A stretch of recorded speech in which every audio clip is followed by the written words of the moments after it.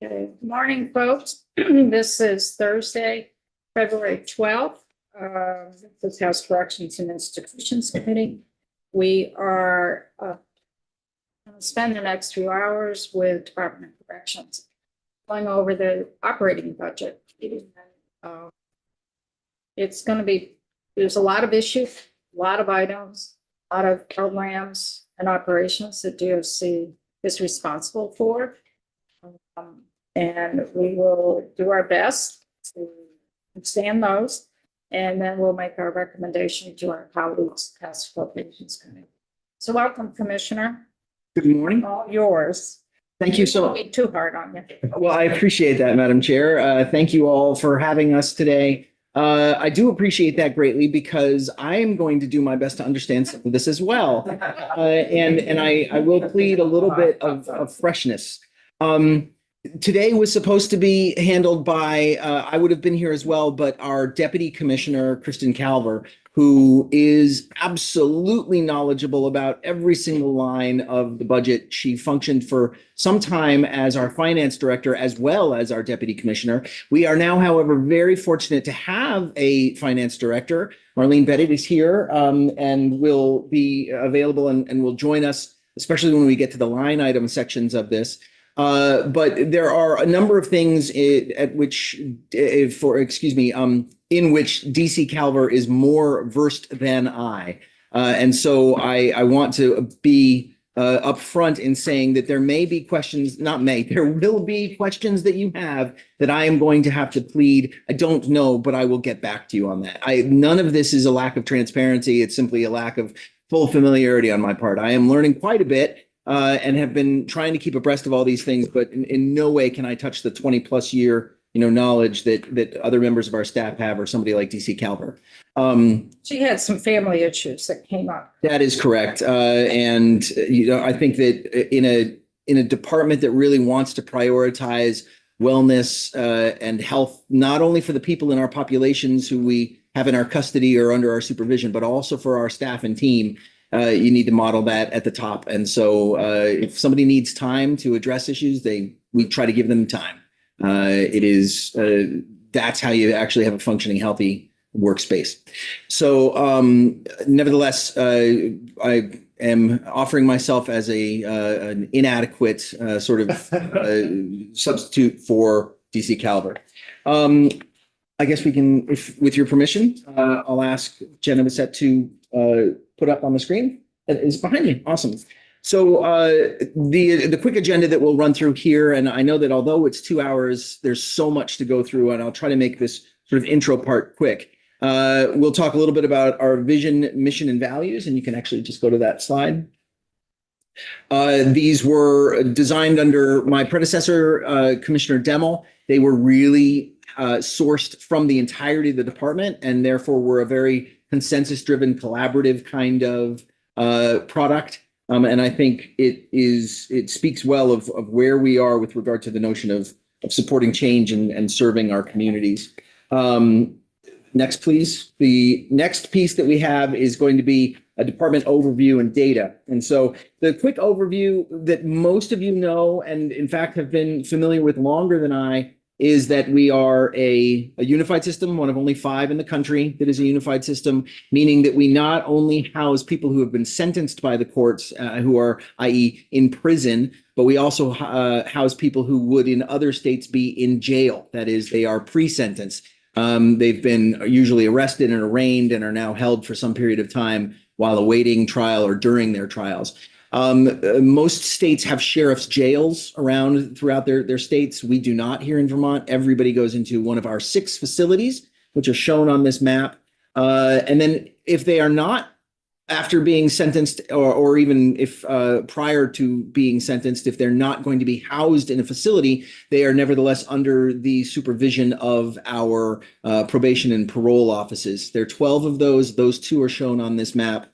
As well as the location of our correctional academy. And I don't think our central office is actually on it, but central office does, operationally not the most important stuff, but it also creates the programs and the ideas that drive the operations. And so in that way, it's incredibly important.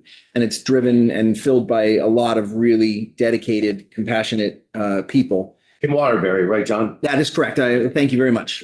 In Waterbury. That one is. It is up at the Waterbury State Office Complex. You can see our staff number, our allotted staff is just over 1,100, and we are not at that right now with regard to the number of people on staff. We do, however, work hard to try to get to those allotted staffing numbers, and we've had a good deal of success with regard to hiring. As you can see on the next slide, there were 214 new hires in 2025. It is the retention that is eluding us a little bit, and we're not seeing the kinds of retention that we want. The overall staff vacancy rate throughout the entire department is just under 13%, but that is more pronounced in the facilities, where we see, as it's shown here, about 16%, but that's even a little bit worse if we narrow down the facilities to only focus on our CO1 and CO2 ranks, Correctional Officer 1 and Correctional Officer 2. Those are the individuals who really do the sort of, the bulk of the core competency work in the facilities. That is, they're guarding people who are in our custody. There are so many other things that happen in facilities, from case management and education and food services. But certainly the ability to guard people who the courts have told us must be guarded is a core competency. And we are a little bit higher than that 16% in those ranks, probably closer to just under 20%. This diminishment of headcount, well, it's not a diminishment because we've actually made strides at headcount. It was much worse a few years ago, as low as 35% down. And now, as I said, only just over under 13% down. So we've made great strides, but we are still not where we want to be with regard to staffing. And that has coincided with a significant increase in our population over the past 5 years. So we have a much larger number of folks who are in our both incarcerated and supervised populations. Next, please, for staffing. Thank you. Department priorities. So our priorities in the coming year are that staffing piece, and making certain that we not only continue to hire as we are, but continue to keep people better than we are currently doing. A lot of that has to do with the fact that when we're understaffed as we are, we ask a lot of overtime. For some people that works well, it's lucrative. For others, it is exhausting. And for anyone, it is not long-term tenable to work the kinds of hours that we're asking. And so we're in this sort of catch-22, which is that in order to diminish the overtime, we really need to bring more people aboard. But in order to bring people aboard and keep people aboard, we can't give them as much overtime. So working out that balance is the important piece. I'm happy to say that it looks like we're going to be fully staffed we're getting very close to fully staffed at Southern. We've had some really good numbers of incoming recruits at a couple of different facilities. Northwest has a terrific social media presence and does really good work with hiring. But there's some other facilities where we've struggled a bit. Northern State Correctional Facility in Newport being one. I have a Yes. question about the Springfield facility. Close to fully staffed, what number would that be? You know? Putting you on the spot. No, you're not at all. So I know spot for where my glasses went. Is it up to 100? To 110? I will let you know. Sorry? Yeah, thank you very much. Couldn't even see it in front of me. Thank you. He didn't have his glasses. I didn't have my glasses, couldn't see them. Feeling at home, I'm saying, where are my glasses? Where are my glasses? Where are they? No, I just wonder where we are for staff, because Springfield and Newport are the two facilities that have really had a lot of issues, and Springfield was never fully staffed even when it first opened. Yeah. And then it went down to about half of what was needed. So I'm just curious what the number is for. Do you have it? Haley? Yeah, I Down to do. 60. 60. Okay, so at Springfield, there are 94 staff currently. The total allocated positions are 114. You're at 94. At Northern State, there are 71 staff members currently at the facility, and the allotted number is 106. That's. Right, 70. Yeah, 67. In So it's Springfield, definitely low. at one point, we're down to 60. Ooh. Ooh. Hopefully you will possibly. Lots of changes. Yeah. When you're down to that level. It's a danger. Okay. Is there, like up in Newport, I know in Springfield, there's the beauty, if you want to call it that way, you can draw from an area of New Hampshire and Vermont. You could even, if you had to, northern part of Massachusetts, if you had to. You're more limited in Newport, because you only got Newport, you got Vermont, New Hampshire. Is there ever any opportunity for Canadians to work there, or is that an issue? My guess is right now, it's probably a more complicated picture owing to just the potential for delay. I don't know for sure whether we have prohibitions on hiring people with either. I know that we hire people with green cards, for example. Whether we would hire somebody who is a citizen of Canada and commuting, I don't know the answer to that. Just because Newport, you don't have much geographic area to draw from. That is its You got challenge. Vermont in the Northeast Kingdom, and then you got New Hampshire, which is not very populated up in Coos County, so you don't have that geographic. That is definitely the challenge. Our Northeast Correctional Complex in St. Johnsbury can draw from across the river in that part of New Hampshire. Our Northwest facility in Swanton absolutely can take from the far north of the northeast part of New York State and does. There are people who come from there. We also have benefited because there have been some shocks to the New York State correctional system around both strikes and around scandal, and it has caused some folks to leave the New York State Correctional Facility, system, and come over to ours. We obviously vet them carefully, as we do all employees, but that has been, we've gotten some good employees with a lot of experience out of that, but it is not feasible for them to commute from, say, the places north of Plattsburgh over to Newport. It is possible to commute from places north of Plattsburgh to Swanton. Yes. So what is the bed count for the Springfield facility, and what is the bed count for Newport? I know Springfield was built for 350, and Newport originally had been built for about 300, 325, and I believe Newport's over 400 now. Well, so of course, We've added beds. right. And it depends on whether we're talking about the total capacity or the general population capacity. Can you do both? Yes, I absolutely can do both. The new Newport, that is the Northern State Correctional Facility. Its general population is capacity is 402, and its total capacity is 433. And that is a So when you say 402 general population, is that not including booking and infirmary beds? affirmative. Okay, so it's your regular, it's not your dedicated beds like closed custody or booking or infirmary. Anything that would go under special housing, Okay, so you have a total of 430, 433. okay, total beds, okay. And then the Southern State Correctional Facility in Springfield, Vermont is a general population capacity of 250 and a total capacity of 378. And that is because it has a much larger footprint of both infirmary and special housing. Because it was built 350.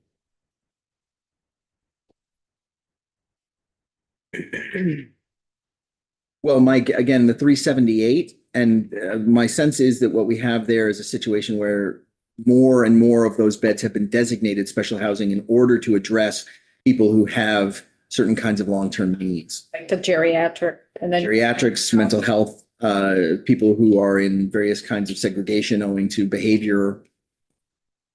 Of course, we know that there's an empty space at Springfield where a building was not built but could be. And boy, would that help us in many ways. 150 beds. And 150 beds happens to be the exact number of people that we currently have out of state in Mississippi at our private contractor, Core Civic.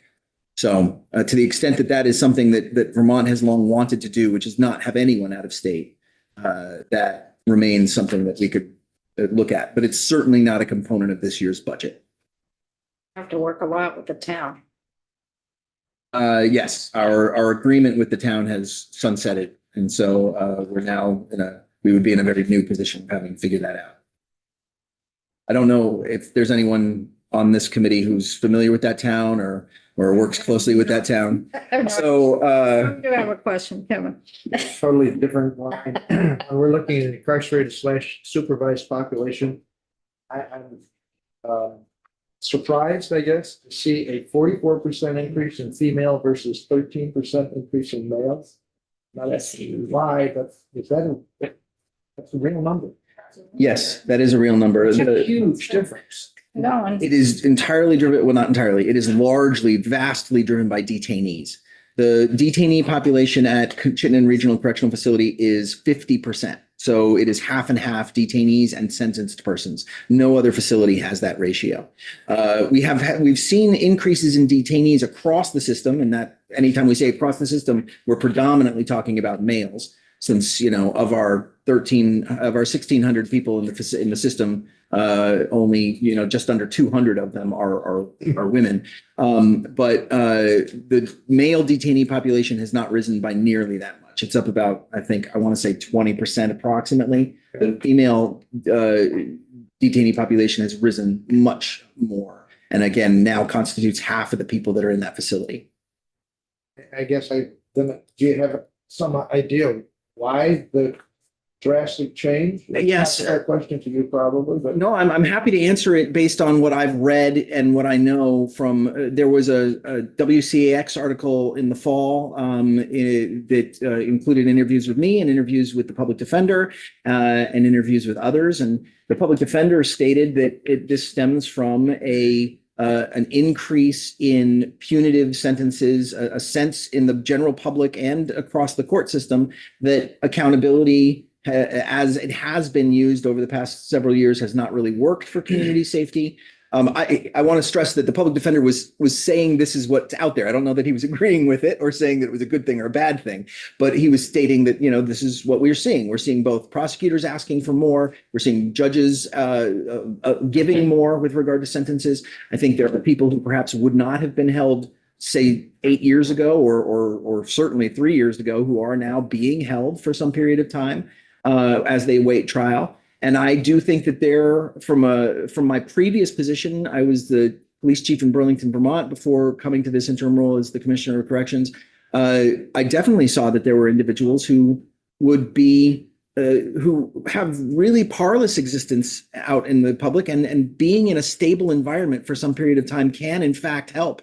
That is not a solution, and it is not an answer by any means for everybody, but there are small numbers of folks who were causing disproportionate amounts of discord and disruption in our communities and crimes that I think are at times, for some period of stabilization, short, we hope, better suited in prison than in the community if we're not able to fully supervise them or provide them what they need in the community so that they don't continue to commit those crimes.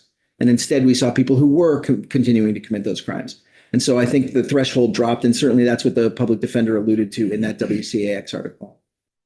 And everything you say makes sense. It's just the disparity between women and men. It would almost imply that the courts were being soft on the women, and now all of a sudden they're getting tough on the women along with the men. But I don't want to read too much. The disparity is huge. That's all. So It certainly is. That's not why we're here. So thank you. Appreciate it. Joe and then Tom. Well, I was it's not a question, but just both the overall sentence and detained numbers are vastly more men than there are women. Even with that increase, which, strongly implies that, women are nonetheless held to a different standard. when facing similar charges. Which that's just, I mean, men are, 8 or 9 times more criminal than a woman is. I The would, sentence population would suggest that. I would caution that the similar charges phrase is important. They don't face similar charges for the most part. We do not have as many violent women as we have violent men. And so with regard to the, in Vermont, the threshold for actually holding somebody, both pre-trial and for sentencing somebody, tends to include violence. Certainly not all. We have people who have merely committed not merely, but have committed financial crimes alone. But for the most part in the state of Vermont, violence is going to be a component of a sentence. So women are less likely to commit violence. That doesn't mean that we don't have violent female offenders, but it's less likely. Instead, I think that we've seen a lot of repetitive, low-level, non-violent behavior, and I do think that women probably constitute a disproportionate percentage of that relative to other kinds of crimes. There's the percent. And the difference too is a lot of men have support systems around them, which are basically women. Could be siblings, could be sisters, could be mothers, could be girlfriends, could be wives. So it kind of helps them. But for the women, they don't have anybody. And quite often they've burned all their bridges. And there could be repeat offenses over and over and over Yeah. again. So that has played in. I don't have data on that, but that's a poignant observation and it That's feels what's true. That's what's been testified here over the years. And the other thing you have to remember is we only have one facility for the women.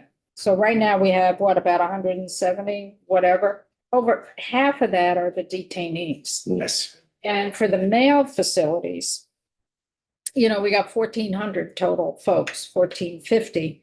So you can spread out those detainee folks across 5 facilities Right. instead of Absorb 6, them. instead of that one. And our detainee population is what, 550 today? Something like that, because it's been going up. 653 today. It's the highest it's ever been. We used to be at about 330. Yeah. 653. This is data as of Tuesday. so And how many of 2 days those? old. Okay, this is where I'm really gonna get people screwed up. How many of those are for the federal marshal beds? For the primary federal let's break this down. So I'm trying to get the numbers here right and do the math in my head as we're doing it together. 653, 566 of those are state detainers, meaning in-state charges. Yep. 87 are primary federal, 7, okay. 5 are home detention. We have 5 folks on home detention, good. And I think that adds up to 653. Any ICE detainees included? That's why I want to make certain that what I gave you just now adds up to the 653 because there are 20, there were on the 10th, I think it's changed a little bit, but on the 10th, there were 20 immigration detainers. And I believe those are inside the 87 federal. And I want to confirm that math first. So somebody who's, Public. that's why I'm pulling out, if you don't mind, a 67. calculator. Okay.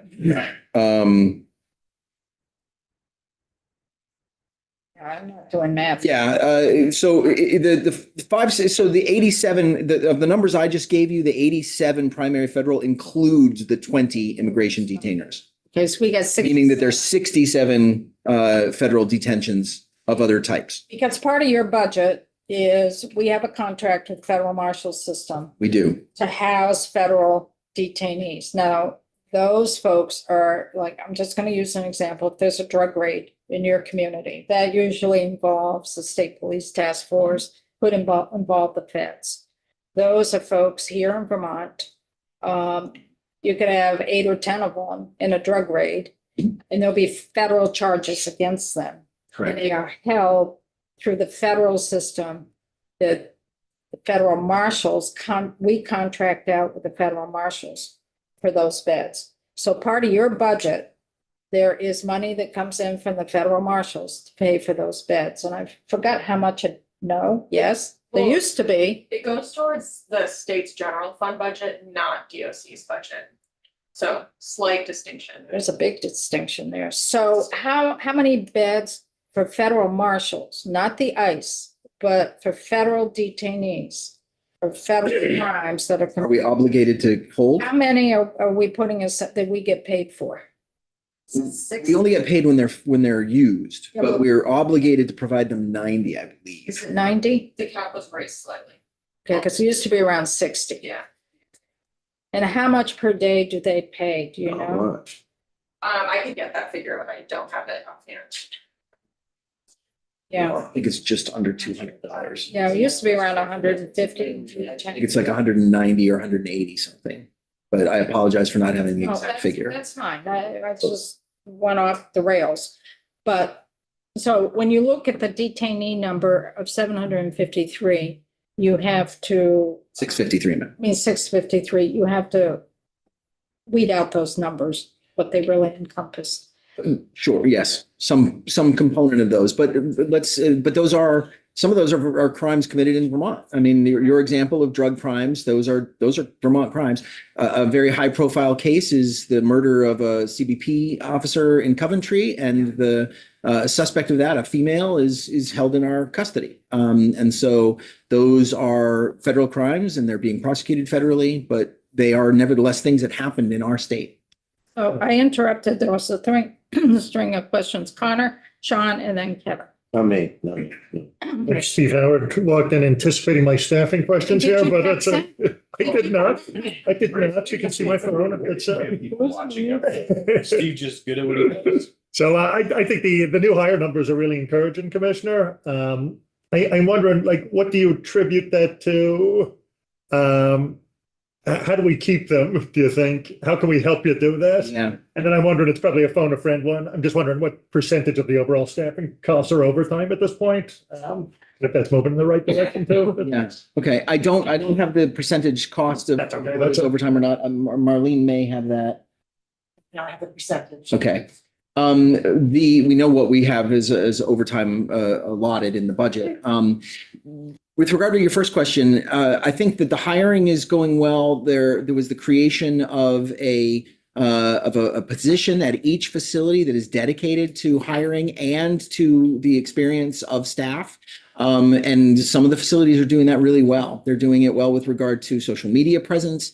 They're doing it with regard to outreach to staff who are in our employ and making certain that people are feeling fulfilled and well served, and how are they doing.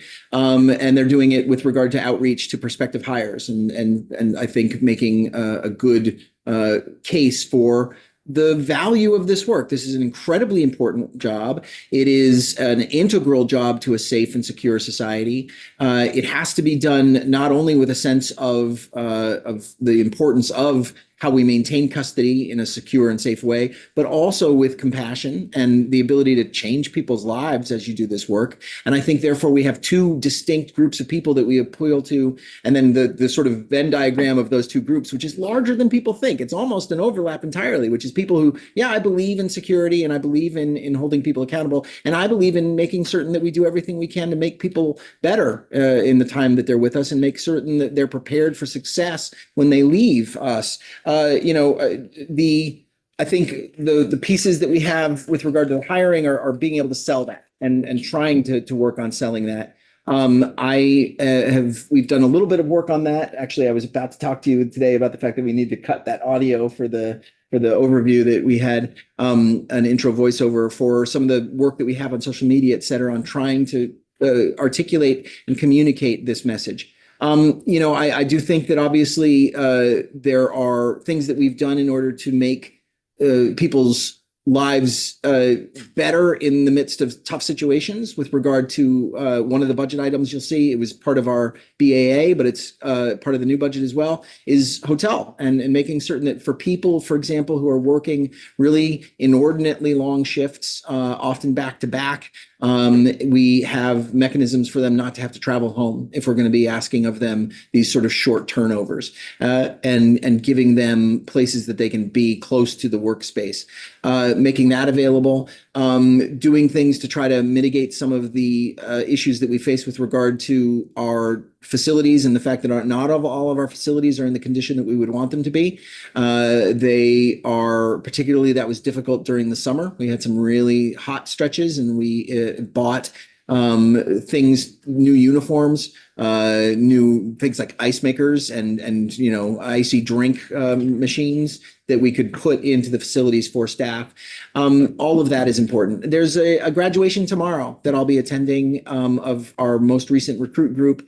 And I will be telling them what I hope, you know, I met with them on their first day of the academy. I'll go see their graduation and reiterate the importance that this job has. I think there are a lot of people out there who want a job that provides a sense of meaning and a sense of belonging and a sense of fulfillment. And this job has all of that, right? It is a job that you cannot say it doesn't matter. It is the quintessential example of an important job and one that we consider a core piece of our communities and our public safety posture. But the fact that we put it under AHS and make it something about human services matters too, and can help us attract other kinds of people. With regard to folks who want to be living unit supervisors, that's case managers, or people who want to move into probation and parole. So those are the kinds of things that we need to make certain we're articulating and sharing, and we're trying to do that in our work around. For example, we have a contract with WCAX to communicate some of these things, and our experienced officers, who are the officers at each facility who really dedicate themselves to this, both recruitment and wellness of current employees, they understand that too and are trying to articulate that as well. Great. How can we help you? That's a good question. I think that certainly anytime that we can communicate the value of this work and dispel what some people's concerns are around, there are many people who wish that we didn't need this at all. And I do too. But I don't think that that's where we are in reality. And so how do we, and by this, I mean that we wouldn't need prisons or jails at all, but we do. And so to the extent that we can push back on the notion that we don't need them and instead say, well, we do, and we need the right people to be employed in them, the more that that's socialized as a general opinion, the better. And I think that a body like this is uniquely positioned to do that. That certainly can help. And certainly, anytime you meet a young person who is wondering what he or she should do with his or her career, and how, you know, this is an option for them, and it's a fair wage and good option. Might hear a little difference on the fair wage part, but I think that what we're offering is fair, and I think that we're offering a terrific opportunity for people to have a growth and a career. Thank you. Kevin? Should some committee, maybe our committee, be considering a change in legislation so that the reimbursement goes to DOC rather than the general fund? I mean, it's not that big, I guess, but Oh, it's bigger than you think. I I don't don't know. know what the number is, but then it puts more pressure on the general fund. Oh, well, yeah, but the general, yeah. Question. Do you know what the number is that goes, or let us, Total. yeah, I can get it. yeah. Yeah. I mean, that's the same conversation of going other parts of state government revenues that go to the general fund to pull it back, like transportation, but then you leave a hole in the general fund. Oh, I hear you. So it's, that has to be filled. We don't operate our general fund in a deficit. Never have, and we don't. And then our general fund budget is balanced when we leave here. We don't operate in a deficit for our state budget. Joe? That'd be a net sum gain anyway, because DOC is general fund funded, so. No, I understand it's net sum, but it's going to where the expenses being increased or decreased. It's You're gonna direct increase- correlation. You will increase DOC's revenues coming in. Does that mean you're gonna decrease the same amount and keep the general fund whole? Hold them harmless, because if you're pulling out that money and putting it in DOC, their budget revenues are going to increase, which then means your general fund budget, and what those dollars provide services for, will have to be backfilled somewhere. Yeah, I'm not advocating for that, but it's. That's how it works. So you're gonna, Well, I know, that's what we do, is try to figure out where to put the money. And then you got a direct correlation. It seems like the money ought to go to the direct so then correlation. the question will be, we have a $40 million DOC budget. So if you pull back the federal marshals, which say you get 10 million a year from the federal marshals, So your DOC budget's increased by 10 million. But you've decreased your general fund overall budget by 10 million. And would that sit well with folks? Because what are you gonna have to cut in your general fund budget between the rest of state government? Or I could play devil's advocate. I could say that that additional funding should help us bring in more CO officers with higher salaries. I mean, it's just that if the work's being done and somebody else is getting the revenue for it, that to me seems illogical. And that's what we do, I think, is decide where the money should be spent to get the biggest bang for the bucks.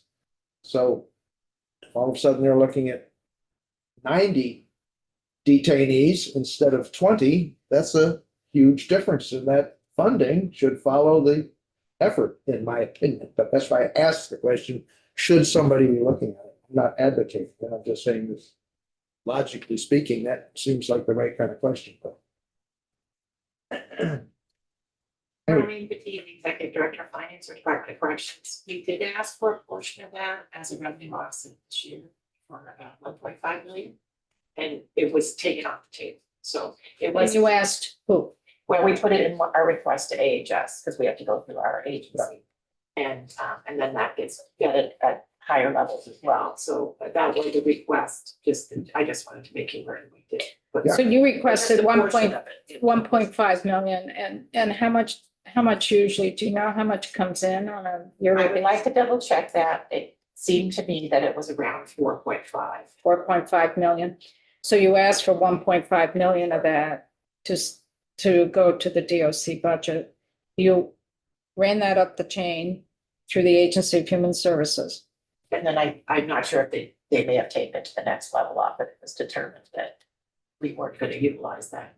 So was that determined within the Agency of Human Services? I'm or not on the sure. fifth I think floor? it might have been a higher level. On the And fifth I'm not- floor. yes, I believe so. And I'm sure they had their reasons for it. I didn't ask why. I needed the money for the general fund. I just thought Balancing it. out to know that we did ask for a portion of it. And we will double check on the total. It's good to know. Thank you. Other questions on staffing? Okay, the numbers.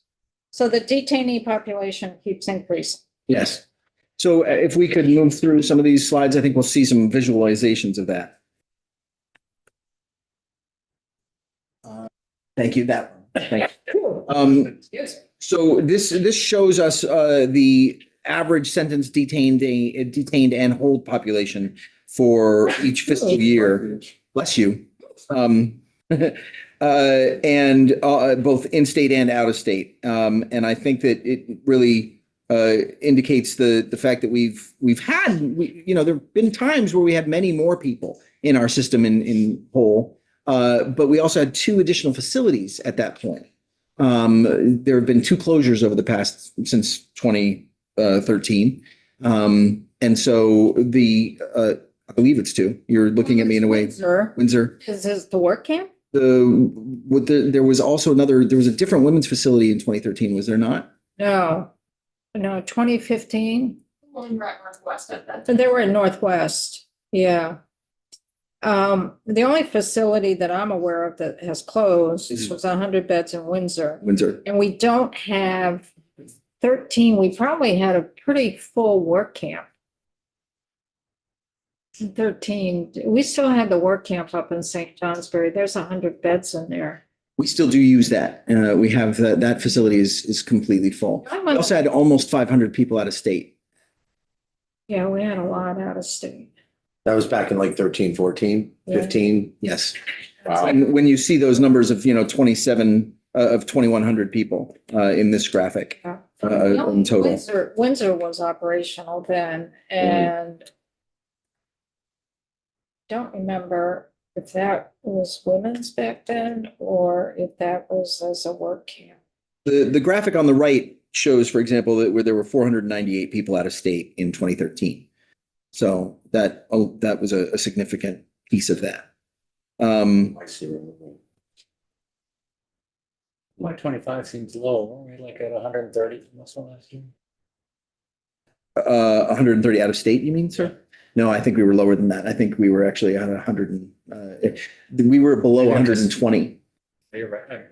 Yeah. What are we at right now? 150. And that's because of a group of approximately 25 to 30 that we sent out in October. That was the largest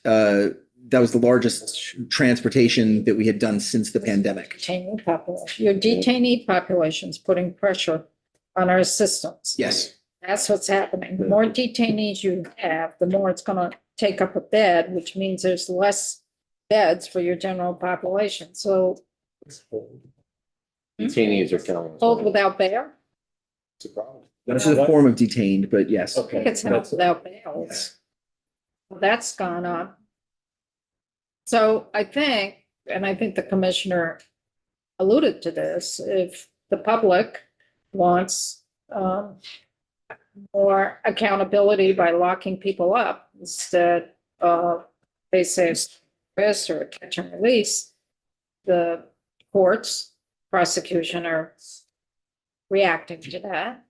And then in the system, it's gonna pop out in corrections. That's where it's gonna pop out. It's not gonna go away. People aren't gonna go away. You can hold them without bail. You can hold them with high bail. The folks are not going away in the system. They're gonna pop up somewhere and they're popping up in corrections. So by doing that, you have a set number of beds, and those beds are now being taken up by detainees, which then puts pressure to ship more people out of state. Yes. And again, I've said this before, and all of you are familiar with this, but we don't control the number of people who are in our custody, except in very marginal ways. The number of people in our custody are sent to us by the court, and it has been our job to determine how those people are best served within the confines of the court decision. If the court says this person must be with you for a minimum of 2 years, that person will be with us for 2 years. And then there are certain things that we can work on and control. Furlough is a component of that, but we have under Justice Reinvestment have drastically reduced furlough as an overall component of probation, parole, and furlough. Furlough has dropped. Parole has, and probation and parole have risen. We don't control parole. Parole is controlled by the parole board. Probation is issued by the court. Furlough is a very small component of the totality of that. We do have a more control over furlough than other things, but sentencing is not us. And people being sent to us as detainees is not us. And so we function in our role, which is to take good custody and care, compassionate custody and care of anybody sent to us by the courts. With regard, however, to the notion of it growing and growing, I'm not entirely certain that I believe that. I think that, in fact, that a component of why it's so high right now is that there has been a time period in which there was less accountability. I think that the increase in accountability will actually decrease the total number of people eventually who are in our custody or sent to us. I think the notion of, for me, the notion of accountability, of addressing things, particularly before they metastasize into crime, is a philosophy that says we stop little things before they become big, and that we also, by stopping things after they are big, we reduce the issue. The country, I've talked about this a little bit and sent you some things, sir, about the nation's overall crime trends over the last couple of years. They've gone drastically down. I believe Vermont is in store for something as similar. I do know in Burlington alone, the terrible year that Burlington saw for murder in 2022 was not repeated because thankfully, very small numbers of people in our communities are willing to shoot at other people and try to murder other people. If you quickly arrest those individuals and hold those individuals and ultimately sentence those individuals, if you can prove that they did the thing that they have been arrested for, they are not doing those things. And that's a small number of people who are no longer in the community committing those acts, and those acts necessarily plummet. And that's what we've seen, certainly with regard to homicide, in that being a most extreme crime, an outlier crime. It's also a very small crime, so the numbers are hard to tease out. But I think that holds true for other kinds of things. And if we see people who are sent to us for some period of time owing to really repetitive offenses, and then are held accountable, that the nature of those repetitive offenses can be addressed, behavior can be changed, and then we can find other ways that are not carceral to address those folks once they're out of the incarceration. Instead say, no, now we've baselined you again on proper behavior, on health, on access to services. How do we now stay on top of this and make sure that we don't end up with a situation again where our detainee population is so large? I believe that's in our grasp over the next summer, but a lot of that is outside of corrections control. It's our community partners. Troy. Do you track how many of your detainees ultimately are sentenced versus how many are time served versus unsentenced? I don't know the answer to that. I'm certain that we do. I'm certain that that's something that we can tease out, but I don't know it off the top of my head. So in other words, how many of these detainees ultimately become sentenced persons? Obviously, it's going to be less than 100%. There's going to be numbers of these folks who either do, as you said, get time served. There are going to be numbers who are acquitted and or determined not to have done the thing that they're being held for. That's why we have due process. But I don't know the percentages of that, sir. We can definitely get And I don't. Haley says we can definitely get it. I don't know. I'm still working on what that means for the pressure that detainees are putting on your system. You know what I mean? Like, is there a problem to be found within that data that should be addressed? And it wouldn't be addressed by DOC, it'd probably be addressed by You know, the sentencing process or the I don't know. having been a law enforcement practitioner, I would be leery of having DOC's issues be a component of whether or not we sent. If I we get what you're believed that saying. DOC was an unhealthy environment, or if we believed that these Certainly. places were terrible, then I think that would be a component of a sentence. But the notion of overcrowding alone, I don't think should be a component of a sentencing decision. I think it needs to be driven by the behavior of the individual accused in front of the court at that moment. That said, sir, I do think that we, especially, for example, our most pronounced capacity issues are at Chittenden Regional Correctional Facility. And it is also the place where our detainee population is the most pronounced as a percentage of the whole, 50%. If we can, some percentage of those detainees will transition to sentenced people. But if the overall number of new detainees does not grow, and we can then have the other detainees be moved into other kinds of either results, whether it's, again, as you said, time served for what's happened already, or a recognition that now that you've been sentenced, it's not time served, but it's supervision. It's, there are other things that we can do. We could get that facility back to a place where it's less concerning with regard to capacity. We may have to do other things in the meantime, but it could be that if the summer is a cooler summer than it has been, and I don't mean that temperature-wise, we can see these detention populations diminish. Brian? This is more, I suppose, in a similar vein about the capacity question. I'm still learning the history of the system, and so when people talk about what was available 12 years ago, I don't know that. It seems like we had several hundred more people in our facilities 10 years ago, even though we're totally overcrowded now. And so I guess I'm wondering two things. One is the process by which it's decided to send more people out of state. What's the level? Because we've been higher before, it would seem. And the other one is, and it's a knock on to the first, is there not a number at which we would have to figure out something similar for our women's population? So the answer, to address the first, yes, we obviously did have many, many more people out of state at various times. We also, as the chair mentioned, had an additional facility. So that right there is 600 additional beds on top of if you look at the 1,650 that we have, take away the out of state.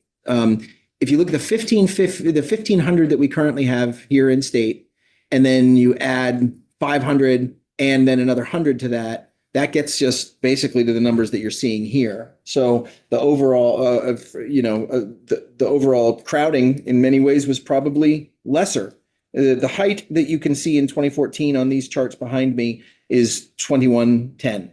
1,500 plus 500 plus 100 is 2110. And so that would be where, in other words, that was with an additional facility, right? The 100, and that's with many more people out of state, the 500. But then the 1,500 that we currently have, it's basically the same place. I think the issue is that where, you know, that was a peak in Vermont that Vermont doesn't want to be at again. And yet we are at that number right now, but for different numbers out of state and the lack of a facility. So I think that should be something that sort of concerns us, in that these absolute numbers are not the only way to look at the metrics. Sure, but yeah, I think you've answered my question. Maybe I phrased it poorly. We are now then at the peak of in-state routing, or what was the historical peak. The peak, I like you, I too am not familiar with the overall history Sure. of the department. And so I only know back to 2013 because that's the Okay. charts that I've seen. But yes, we are equal to where we were in 2014, absent those other pieces. That said, we don't, I think that our threshold for sending people out of state has changed a lot. I also think that our overall population has changed in ways that make sending people out of state more difficult. So it's a combination. The state does not want to send as many people out of state. By that, I mean our polity, our legislators, our administration. But the kinds of folks that we can send out of state are rarer in the system now. And by that, I mean people who have longer sentences, who are healthy, whose behavior is generally good. If, for example, we were suddenly required to send another 100 people out of state, we would be hard pressed to find those numbers in our current population. What does required mean there? How or why would it be required? One of our facilities suddenly went offline. And that could happen. And our contract does allow for more. I believe 300 is the total number that our contract allows for. We don't pay for 300. We pay for only the number we have there, Yeah. but we're 150 under the total contract capability. So God forbid a facility suddenly went offline for some major reason and we needed to sort of find 150. I'm not entirely certain that we could under the standards that we're currently using. We would have to change our standards. And those standards are within your policies and directives because it's not in statute. It is not in statute. It is a, I don't even know that it's in policy necessarily. It's what we work on with the provider, that is with CoreCivic. It is how we ensure that people that we think have either mental health or other health needs are closer to home and able to be addressed here, and not someplace far away. Although CoreCivic works very well with us with regard to providing things like MOUD and other kinds of treatment. For folks who have really acute needs, we would rather have them in state. And we have more people with acute needs than we have in the past. There is a policy that determines eligibility that our staff will use in addition to coordinating with them. There's nothing in statute. Nothing is. It's just practice that has evolved over time because we started sending folks out of state in the late 90s. And at one point we had 700 out of state. That was in the late 90s. And did that ever include women, or was that always? No, always men, always men. And that's why we worked with the Council of State Governments back around 2009, 2010 to really start looking at what the drivers were in our population increase, because it was projected to go up over 2,300. That was the projection. So working with the Council of State Governments, they were seeing that a lot of folks coming into our system were low-level property crimes that did not include a person. And that's when we put in a system very similar to the accountability court back then. And really helping the judge as well know what the other factors were in the person's behavior so that when the sentence was developed, it took all of those factors into account. So that's why you started seeing the population numbers going down. Yeah. But that was a result of justice reinvestment. Because we were projected to be up over 2,300. So the knock-on question was, is there a protocol for what happens when the women reach a certain population? We do not have a bright line number. Right now, the numbers actually ebbed a little bit. It was in the mid 170s for much of the past few months. It rose into the 180s at the end of the summer. Right now, it's in the high 160s. That's a good thing. I don't know. I think that if we had a sustained period over 180, we would seriously have to think about other options. We have lists of options that we have been contemplating and thinking. The chair of Senate institutions asked me to contemplate sending women out of state if necessary, and in fact to reach out to other kinds of providers who might be able to house women out of state. That is something that we do not want to do. But I did, as the chair directed, and have explored that option in could we do that, and et cetera. But we don't want to. And right now we're going in a direction that says we may not need to, but it's difficult to know if it's a sustained direction. Yes, good. Fingers crossed, ma'am. You're right. Connor? Can you just say a little more philosophically about why that hard line is there for you for women, but not men? The hard line of population. We will not send women out of state.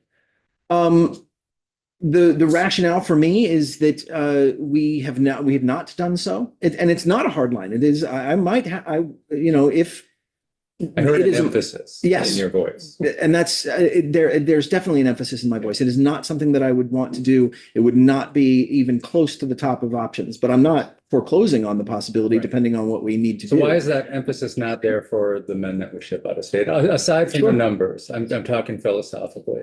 Why has that become an answer? I think because we have so many more services available for our women at Chittenden Regional that involve connection and Kids Apart with Lund, the ability to have people visit that facility, the fact that the women there do maintain external relationships in ways that men don't as much.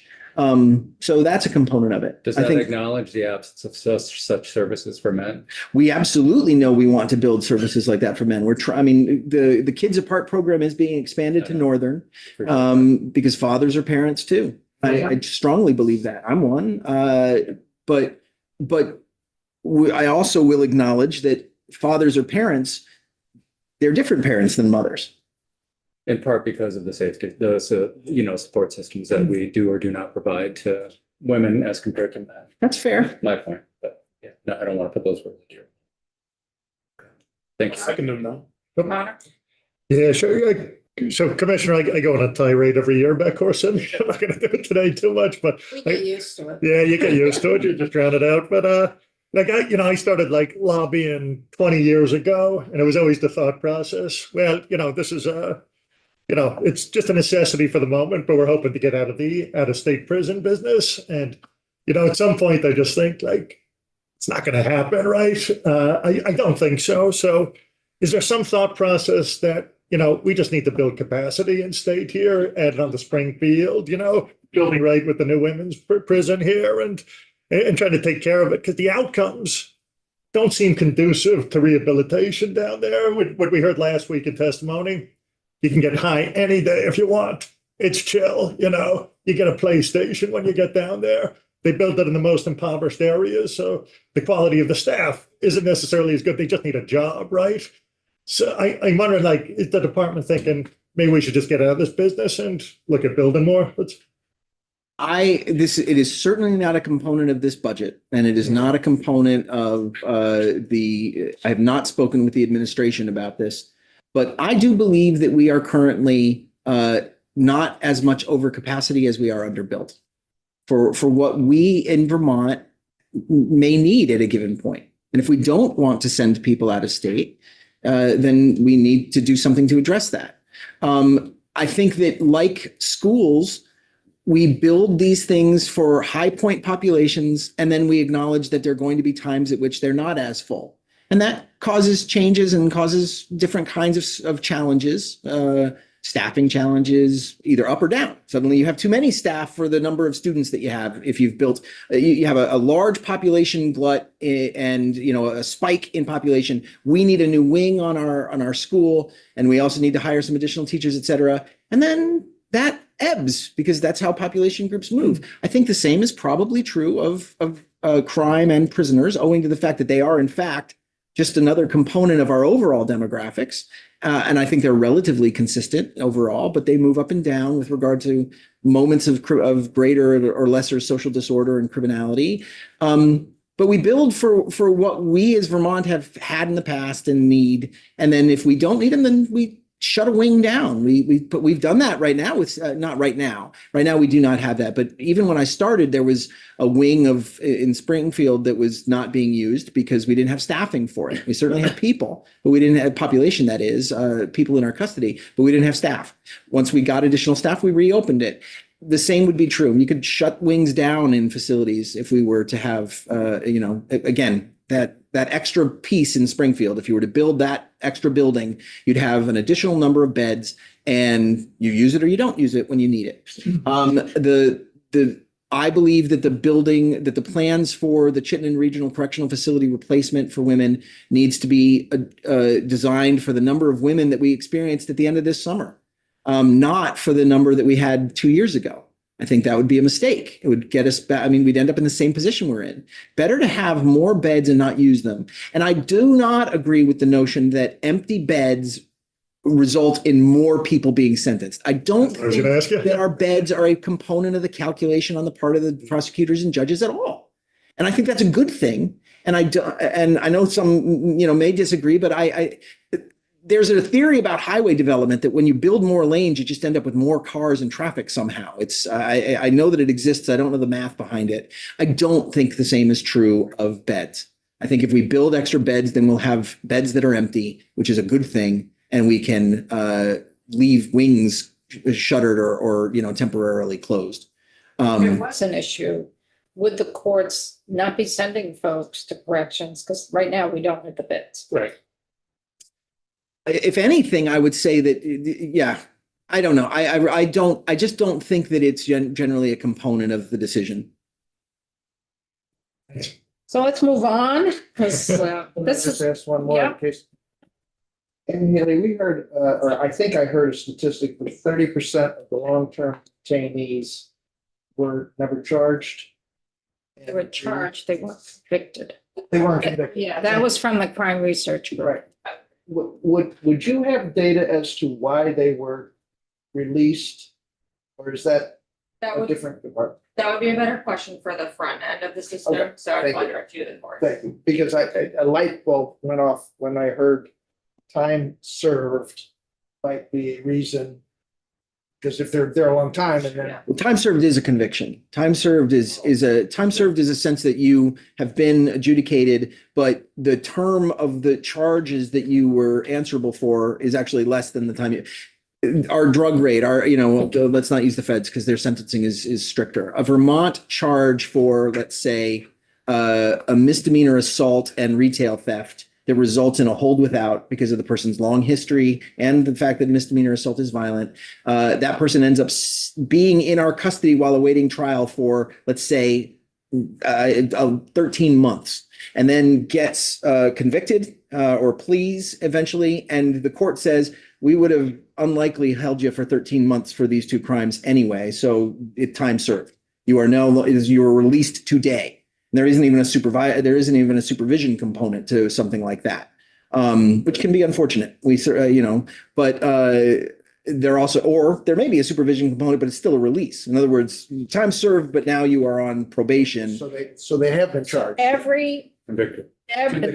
Well, But there are people who can be charged and held, and then released because either acquittal or because the case falls apart before the trial is concluded. And we just say, whoops, the system says, nope, release this person. Yeah, okay, but you're not the right person. I still want to find that out. Thank you very much. so for a detainee, so we have over 500 Vermont detainees. For every day that they are there as a detainee gets calculated as credit for time served. Mhm. So if they end up going through, they have a trial or they plea and say they've been there for 1 year and their sentence is for 2 years, they've already served 1 year of that 2-year sentence. Right. So for every day a detainee is there, it gets calculated as credit towards their time served. Right. So that's going to be in the balance here when we have so many detainees. When they finally do go back to court, to be sentenced, the number of days they're held as detainees will be calculated. That's correct. Keep that in the back of your mind as well. And we're holding over 550 people. 500 people, we are holding them and taking away their liberties. They have not been convicted. And if 30% of them are going to be not be convicted, that to me is an alarming. We're taking away people's freedoms and liberties. So I'd like to know why. I would note that the ones who don't get, my guess is that of the 650 people that are currently detained, many of those are not with us for very long. There's a constant churn at the top edge of that, of people who are with us for a tiny handful of days. And many of the people who don't get convicted are going to be in that group. You were arrested under probable cause. You were held until arraignment over a weekend. You are a detainee in our calculation. You're only with us for 3 or 4 days. And then the probable cause existed, but the ability to get it beyond a reasonable doubt does not. And you're at arraignment, you are released. You are put under court conditions of some sort. And the case then dissipates or falls apart or cannot be pursued with more vigor because you can't get farther. But this. And I would say that the 30% comes predominantly from that group. That's my gut, but I don't know it for sure. To work with the crime research group more to Different, see how they different differ. days. Because some detainees are there just a few days and that gets calculated in the whole Mhm. number.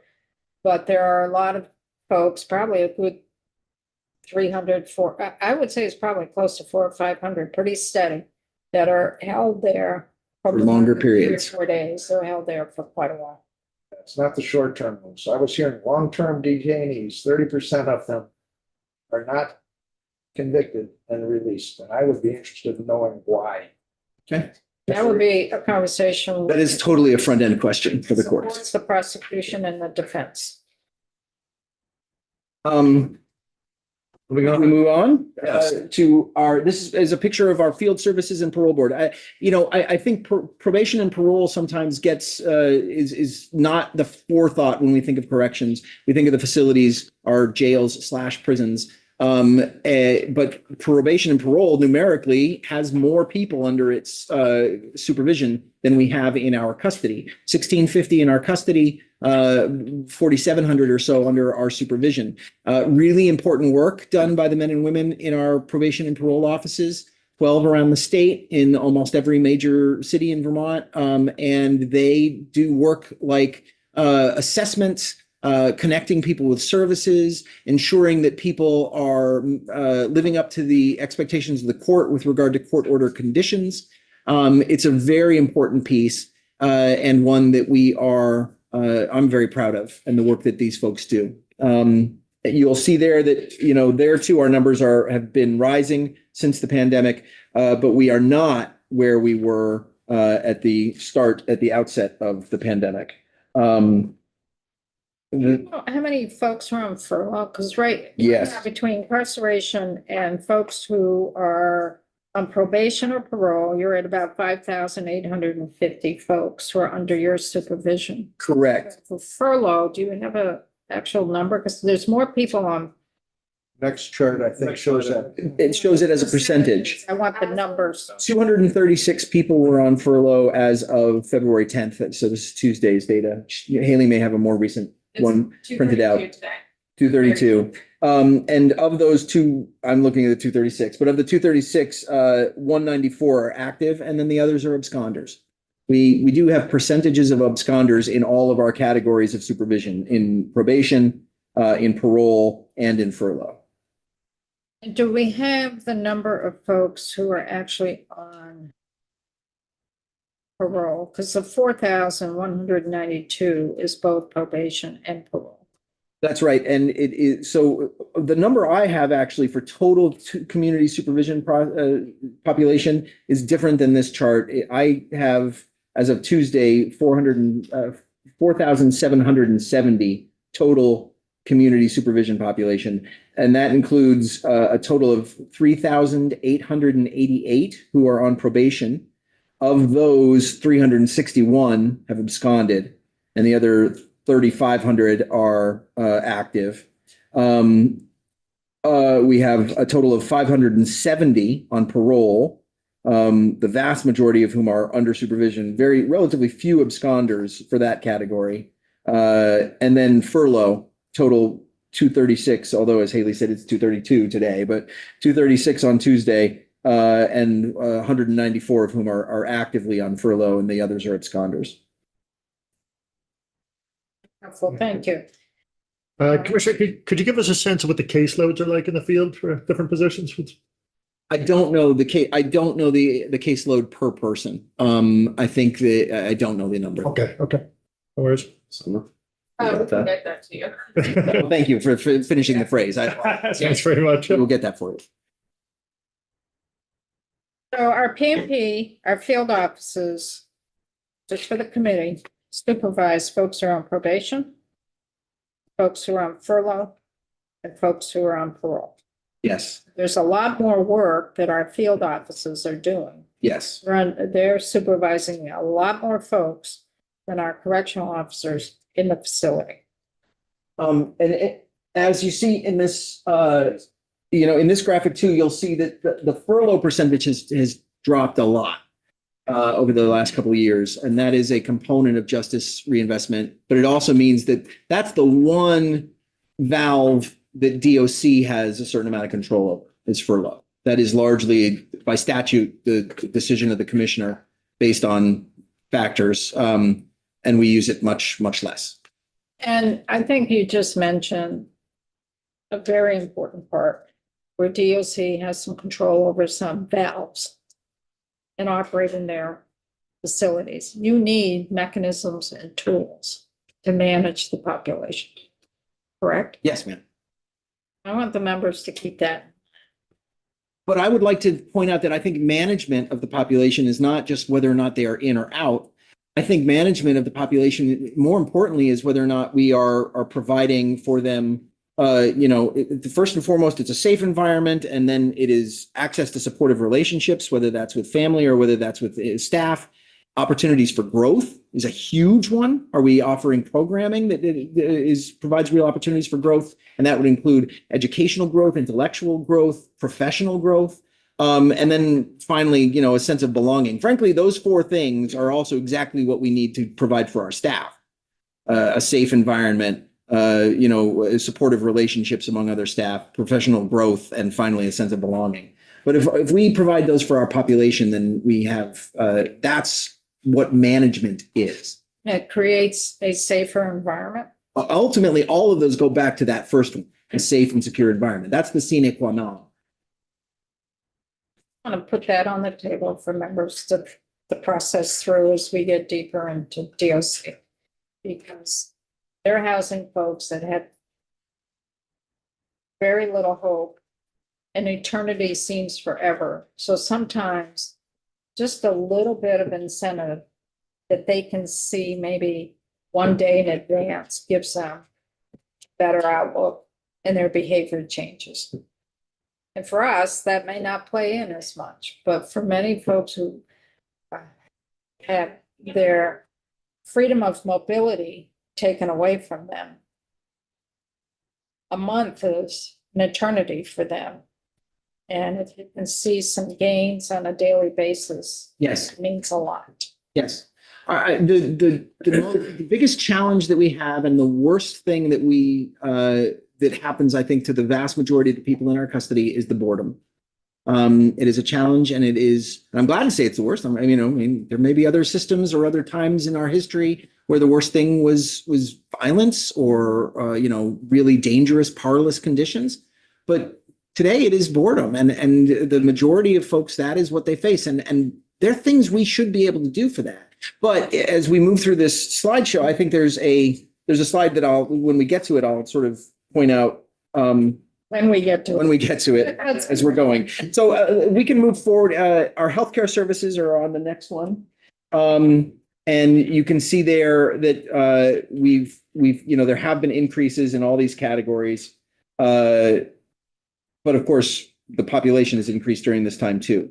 So in many ways, what we're seeing in FY25 is indicative of decreases overall. as far as per capita, considering the population rose during that time period.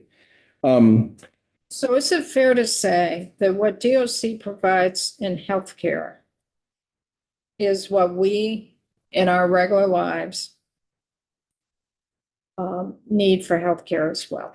Secretary Samuelson of AHS 100% wants a community level of care in these facilities. And that's our metric and our goal. I think that for certain individuals, they probably get something that is better than the level of care they get in the community, owing to dissociation or not being able to access some of those things. That said, that's not a rationale for incarceration.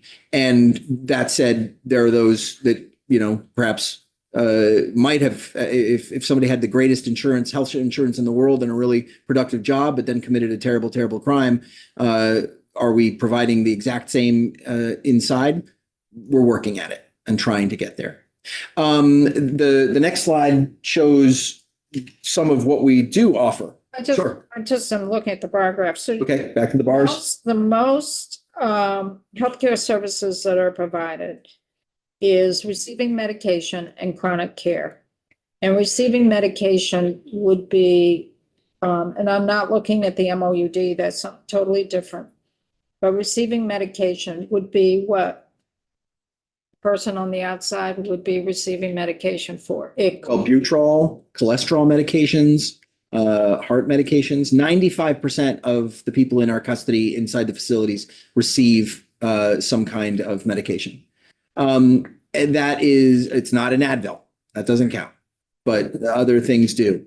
And then the other pieces that we do, everybody in our facilities, irrespective of whether they are detained or sentenced, gets the same medical care. We cannot program the same for a detainee that we can for a sentenced person, not with regard to certain kinds of educational programs, other kinds of things like that, but we absolutely provide the same medical care. I think we need to remember that too, Mhm. for folks. And the folks who are coming in their bodies tend to be older than their actual age. Yep. As Indiana Jones once said, it's not the years, it's the mileage. So, The mileage has been rough miles. I'm trying to read this chart. Sick calls. 3192 and 25. That's not the total. That's just, No. It's a total, that's that's the total. that is the total. the total, not sick So those calls other that they- numbers are supposed to add up to 3192. No, because a single sick call may result in any number of different kinds of treatment and or none. You can fill out a sick slip and then be assessed, and no, you don't really need anything. Okay. I think I understand. Sick calls are always high. Mm-hmm. That's high. And the next, It could be for a headache. sure. On the next slide, you can see a metric of the severity of treatment is our ER visits, and our ER visits have gone up. Is that because our population's getting older? Or do you know what some of the drivers are there? A higher population is a driver. We've gone up 13% over the last year. So from 24 to 25, there's a 13% increase in total number of people. So therefore, you're going to see some increase in the number of ER visits. Detainees may need more immediate care than people who've been in our custody for some time as an overall average, in the sense that detainees often come in, especially if they're in for relatively lower level crimes. They may very well be in the throes of substance abuse and suffering from the symptoms and factors that are there as the not yet stabilized. But then at the other end of the incarcerated sentenced population, yes, we have people who are older. We have people who are experiencing, end of life issues. And so they're a component of that as well. Why did you single out December? Was that just a relatively high one? The data's from December, so I think that's just the way it was presented. Yeah, I think it's just that. But you have a total for 25 and a December for 25. Is it calendar year 25 or The two lower numbers are calendar years, calendar year 25, calendar year 24. I think this is a chart that updates This updates daily on our report, and it was just sort of pulled into the slideshow, and it happened to have been the end of December because it was a December 31st point in time chart. It's just that that's the total for December. Nothing remarkable. I don't know without looking at both previous Decembers and whether or not, I don't know. I mean, 63 out of 825, is that a 12th? I'm not sure. I can't do that math. Thank you. No, it wasn't that. It's less, which would make sense. The summertime is probably a higher volume of influx. So for those visits, that may not be a unique individual. That could be someone that's gone in 4 or 5 times. Absolutely. There could be a person here who constituted 12 ER visits over the course of a year. Commissioner, how much do you think like deinstitutionalization and lack of acute mental health beds in the state has just sort of shifted people from one institution to another, the other institution being corrections, you know? It's I'd be interested just like from your law enforcement experience too on that. I don't have data on that, but I do think that the fact that we have fewer and fewer beds for acute mental health issues has resulted in people whose behavior then turns into something that becomes criminal, and then they end up in instead a cell for a bit. So between the psychotropic meds, mental health caseload, and your SFI, are those, like the mental health caseload, does that include folks who are on psychotropic meds as well as SFI? Or are they all separate categories with separate folks? Well, and they're not all of these categories could potentially overlap. There Okay. could be one individual who's on MAT and SFI and has prescribed meds and is geriatric, et cetera, et cetera. But so they all could overlap. I don't know the degree to which they do or don't. I'm sure that the majority of people who are on psychotropic meds are also getting mental health assessments and help. So Hopefully all of them. Hopefully that 42% is inside that 50, it constitutes, 80% of that 55%. Okay. So are you seeing more of an increase in your costs in terms of your contract with WellPath? More of an increase in costs being driven by mental health issues at all? I don't know that we break it out that way. We have seen an increase in our cost with WellPath. We both had to budget adjust for the year. And then we are also asking for more in the coming contract, in the coming budget. Largely because of the average daily population or the ADP and the increase there. But have we broken it out among these components? I don't know that we have. WellPath may have, but. SFI is serious functional impairment. It's a classification specifically for DOC. For folks who are severely functionally impaired, and because those folks are classified as SFI, there is certain practices within DOC that their practices need to be different. Thank you. It used to be severe mental health illness, and then we've clarified that to SFI because that's serious mental health illness correlates with what's out in the community. But what's in corrections, it's a little different in terms of what services or policies need to reflect a person who is SFI. It's in statute, the definitions in law, and then there's policies around that. The next slide.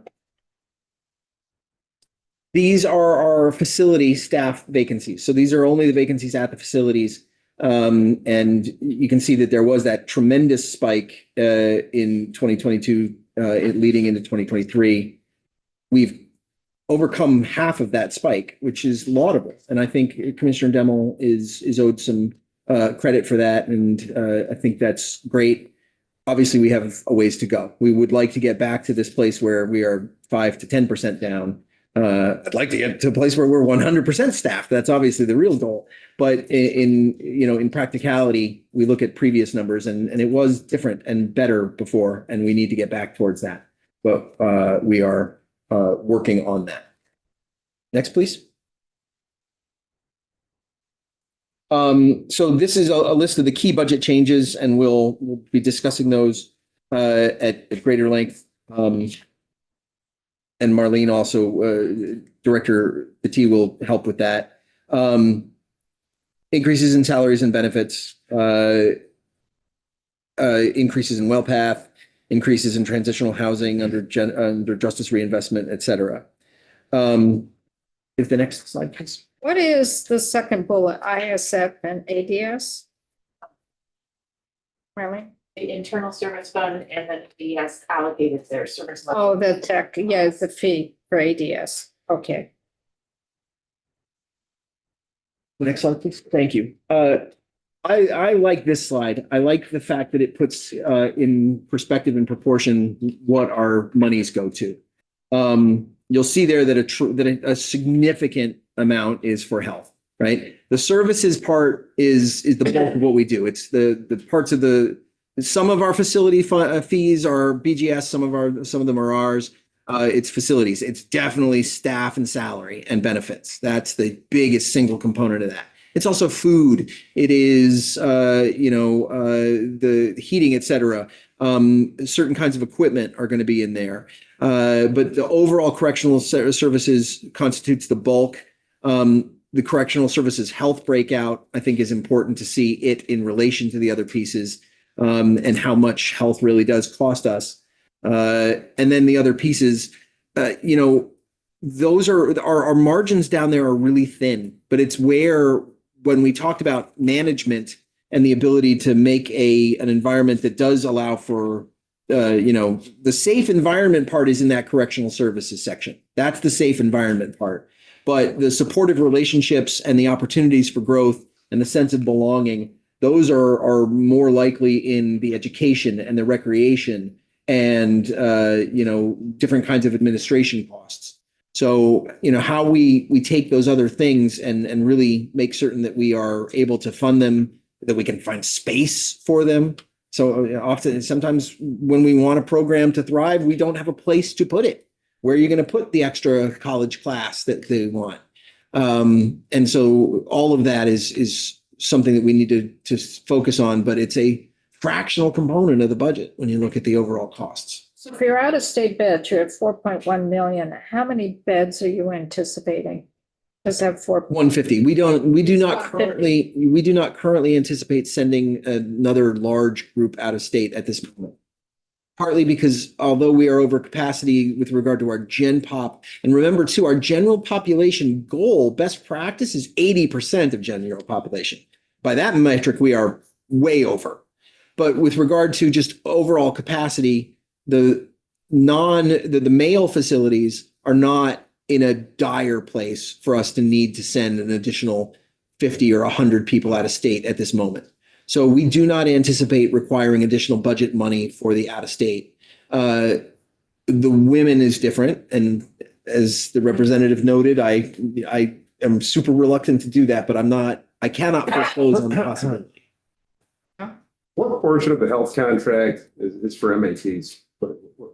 Was that component? MOUD? Oh, for MAT, MOUD? Great question. And I don't know the answer to that. I don't know if we could break it out. We can try to break that out. Yes.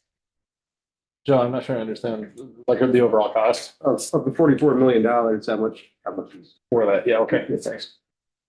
You got to go back to the previous chart here to see It gives you a head count.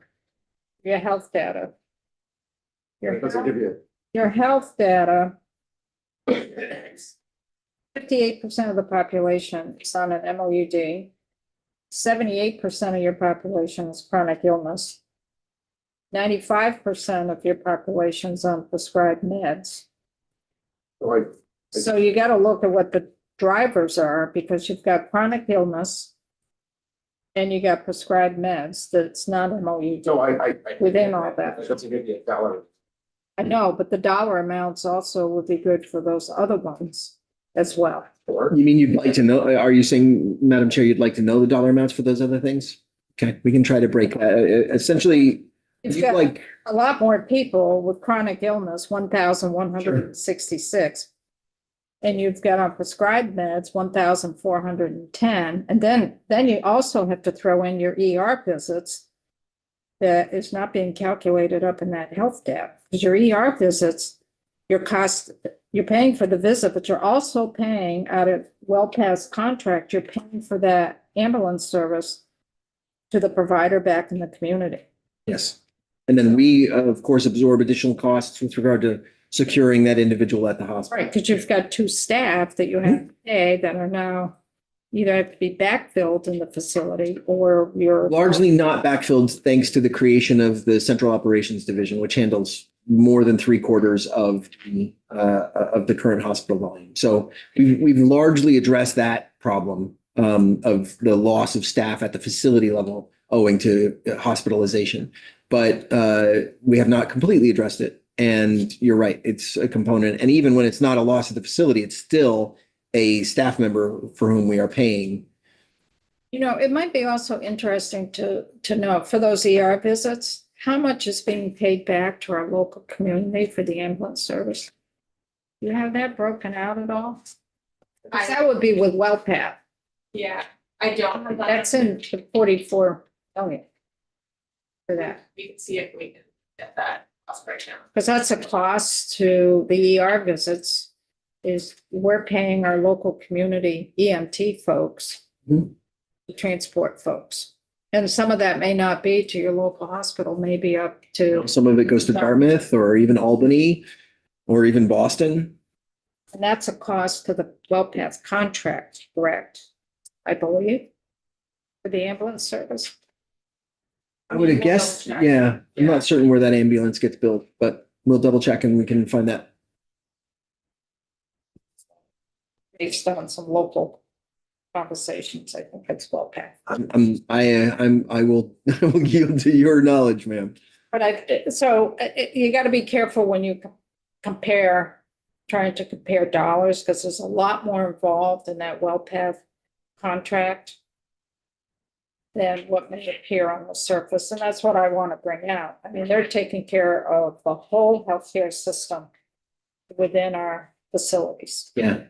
for our folks, as well as helping our local community pay for local services at our local communities. I just want to put that on the table, that that's part of the, what is it, 44 things? So you said, so if an ambulance is called, then what you were saying is the WellPath pays for that out of the contract. Yeah. So is it the same, is that also true for the ER visit? They pay, the ER visit comes out of their contract, or do we pay for that separate? I'm not sure. I mean, it gets complicated between I was Medicare just curious. and, Yeah, I know we testified about this before, and we certainly explained it in a much better way. I don't know when Medicare kicks in. There wouldn't be any private insurance because they lose it, Right. any insurance coverage. And if they are hospitalized, I think it's would Medicaid even pay if they're hospitalized? Because they've been Yeah, I would need to check. maybe on our nickel. Yeah, I was just curious. I mean, it's I mean, not, I do remember that they said something, I just can't remember what it was. But if they're from Patty. It's the same question. Thanks. I think it's the same question, but this chart here, could that be monetized and say if, for example, I'm not recommending it, but we eliminated Matt from the contract with WellPath, how would that change our online cost? I'm not suggesting it, I'm just saying, can we turn those figures into what contract difference there would be if they weren't providing that service? I think we could try to do it for MAT. I don't know if we could do it for the other components. say you'd have to do it for all the components, so there could be a comparison. I mean, it's part of the contract.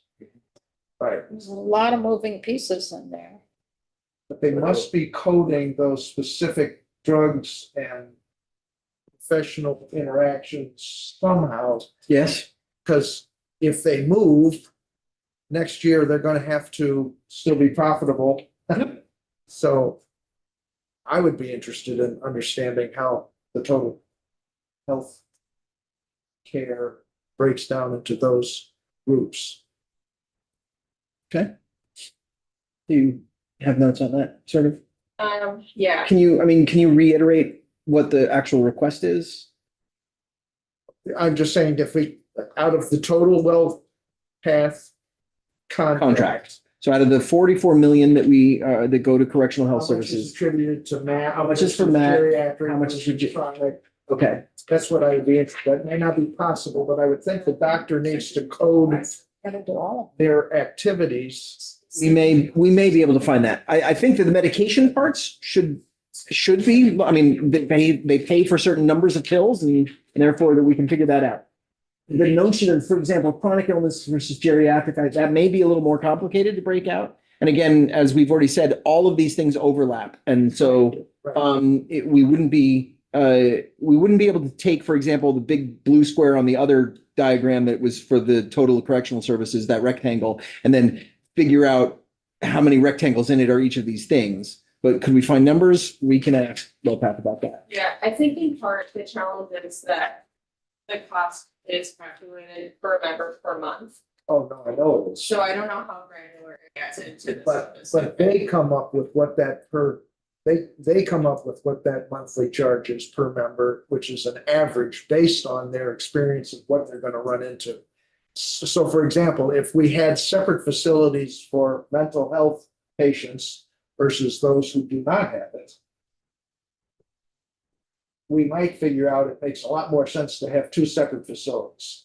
We might. We also may realize that that would require additional WellPath staff in order to be in both those Yeah, facilities. but yeah, right, it might. And it would definitely require additional correctional staff. Yeah. But that is a possibility. But for mental health caseload could include half the geriatric caseload and part of the chronic illness caseload. That's going to be the complicating factor. That there's probably very few individuals who are only one of any of these things. So if we were to create, for example, we want this wing to be for geriatrics and this wing to be for mental health. What do we do with the person who is a geriatric with mental health? I'm not suggesting that as a solution, I'm just saying that would allow us to figure out. Yeah. Well, we can Because we did in definitely the ask what education, we did in the education. understood. We had two basic ways of educating children. And then we said, nope, we want to incorporate everybody in the same. There were pros and cons. I think we're finding out it was the wrong way to go, but I think it would be similar in our incarceration, but. We'll ask WellPath what they can and can't give us, and we'll push them on the stuff that they say they can't. The next slide, please, and then I think it'll be time for, this is sort of the end of my piece, and then I think we'll turn it over to Marlene. Essentially, there's a $244 million budget, 95% of which is general fund. The general fund increases from FY 26 to FY 27 is about 4.3%. And that's in line with the governor and the secretary had very clear goals on keeping a tight budget for this fiscal year. As I mentioned in yesterday's testimony, the secretary pursued a really admirable and dynamic path towards making certain that AHS presented a unified budget where all of the departments of AHS work together. DOC really contributed less to the cuts that had to necessarily be made than other parts because our margins were already so thin. And because really, as you see in that previous graphic, so much of it is just our core services and our healthcare. And all the things where there's room are very, very small. So I will now, for the line item piece, turn it over to, with your permission, Director of Finance, Marlene Petit.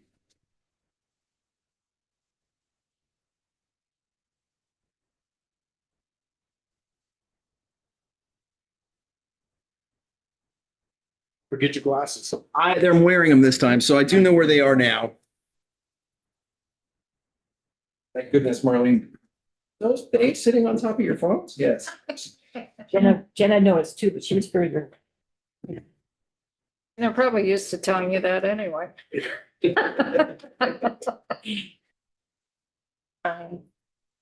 So, Marlene, thank you. if you could just identify yourself for the record. Marlene Batty, Executive Director of Finance for the Department of Corrections. This is your ups and downs, basically. And what we're gonna need to spend more time in versus these ups and downs is really, as a committee, we're gonna have to really talk about some of your, and I'm looking at this here, really seeing where some of the moving parts, particularly the big piece of 171 million in correctional services in terms of any recommendations we may make to approach about, you need to look at this or you need to look at this. Okay, so it's not just your ups and downs. So as you said, so the first one is the roll-up report, which comes off adaptive, and this is the actual report that goes into what they used to call the budget books. And then after that, so that's more of a summary roll-up. Then when you get into the spreadsheet portion, that's when we actually come into the ups and downs. And the spreadsheet portion, we made it larger.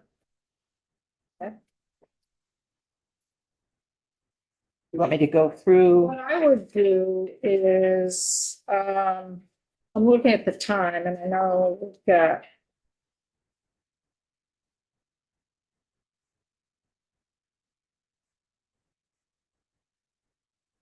Just trying to think what you've got through this group. Yeah, I don't want you to, why don't you continue? I can go either way. I can go, I think one thing that would be interesting for folks is to go to this chart that deals with the offender work program.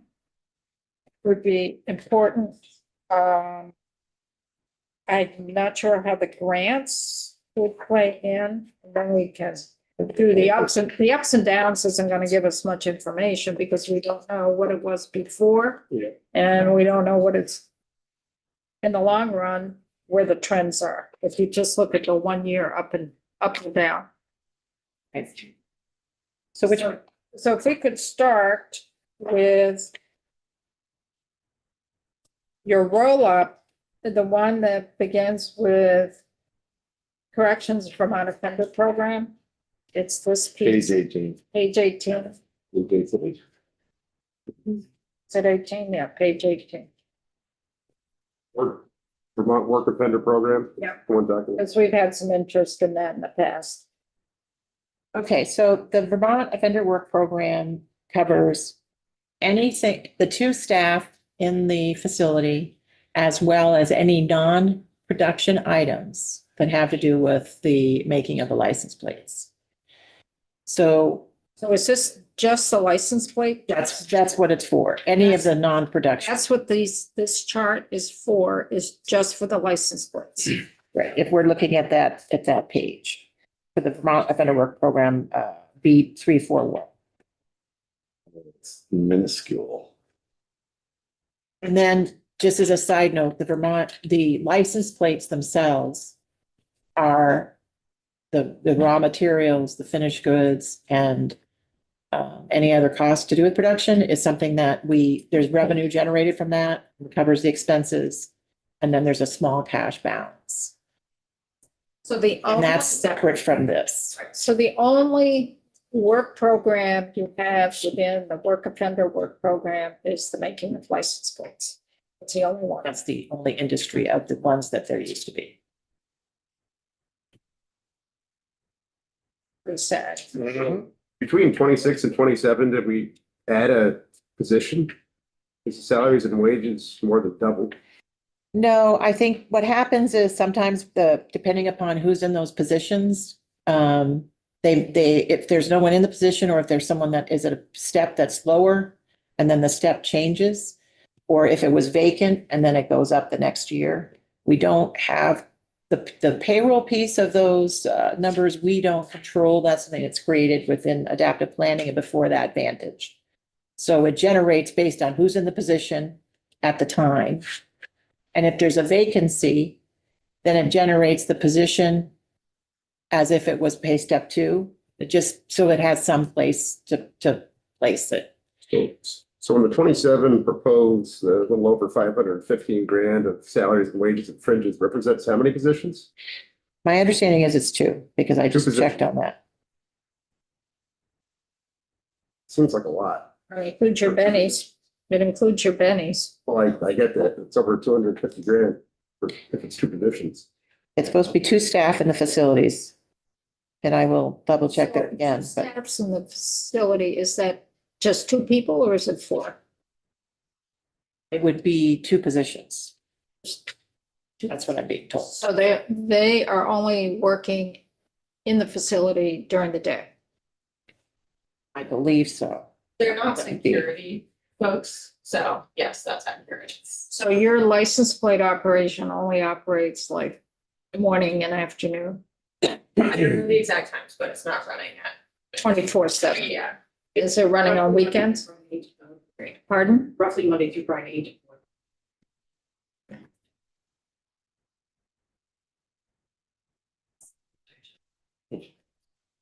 Okay. But I'll check. for Yeah, more information. Incomplete. James? I mean, I know based on your answers, it's not gonna be answered today, but to Joe's point. Let's just say, so the salary was 127 and the fringe benefits is 115 for fiscal year 26. That's a pretty high fringe benefit percentage. They're usually nowhere near that high, so. I was just curious, and then when you go to next year, 275 and then 239 for fringe. That's the part, I mean. I'd like to have more. Yes, no, we'll get more clarification, but that was something I did actually check on this morning, but I will get that for you. And I understand. I may be envious. I may want to administer the plate program. Did you increase staff at all, or was there like half a year maybe that it was just?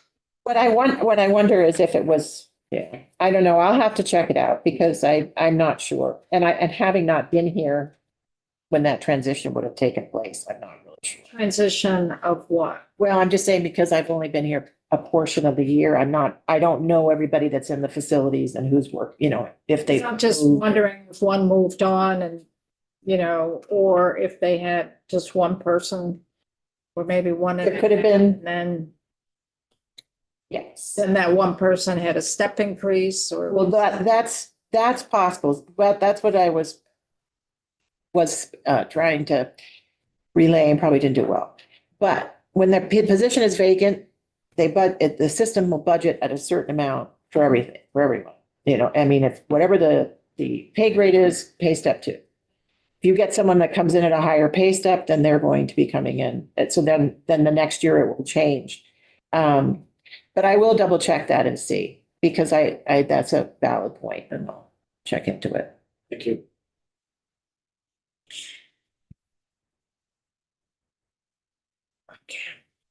Okay.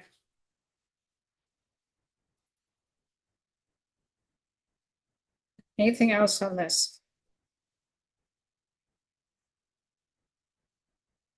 So I've got a question. Why were these particular in this rollout? You had personnel services, you had the work offender program, then you had grants.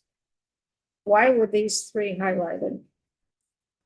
This is the actual report as it comes off the system, and this is the summary roll-up report in Adaptive. So we don't create these, actually Department of Finance would create them. So for them, this is what they consider the summary, the top line.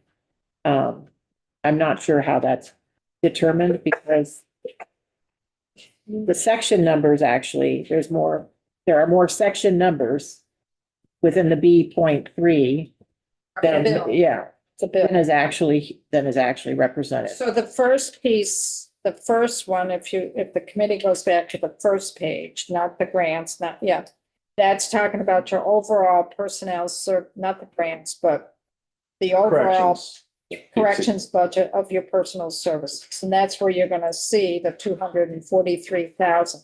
And then it breaks down the offender work program, which is only one license plate. Right. And then it breaks down whatever grants you might get in. got it.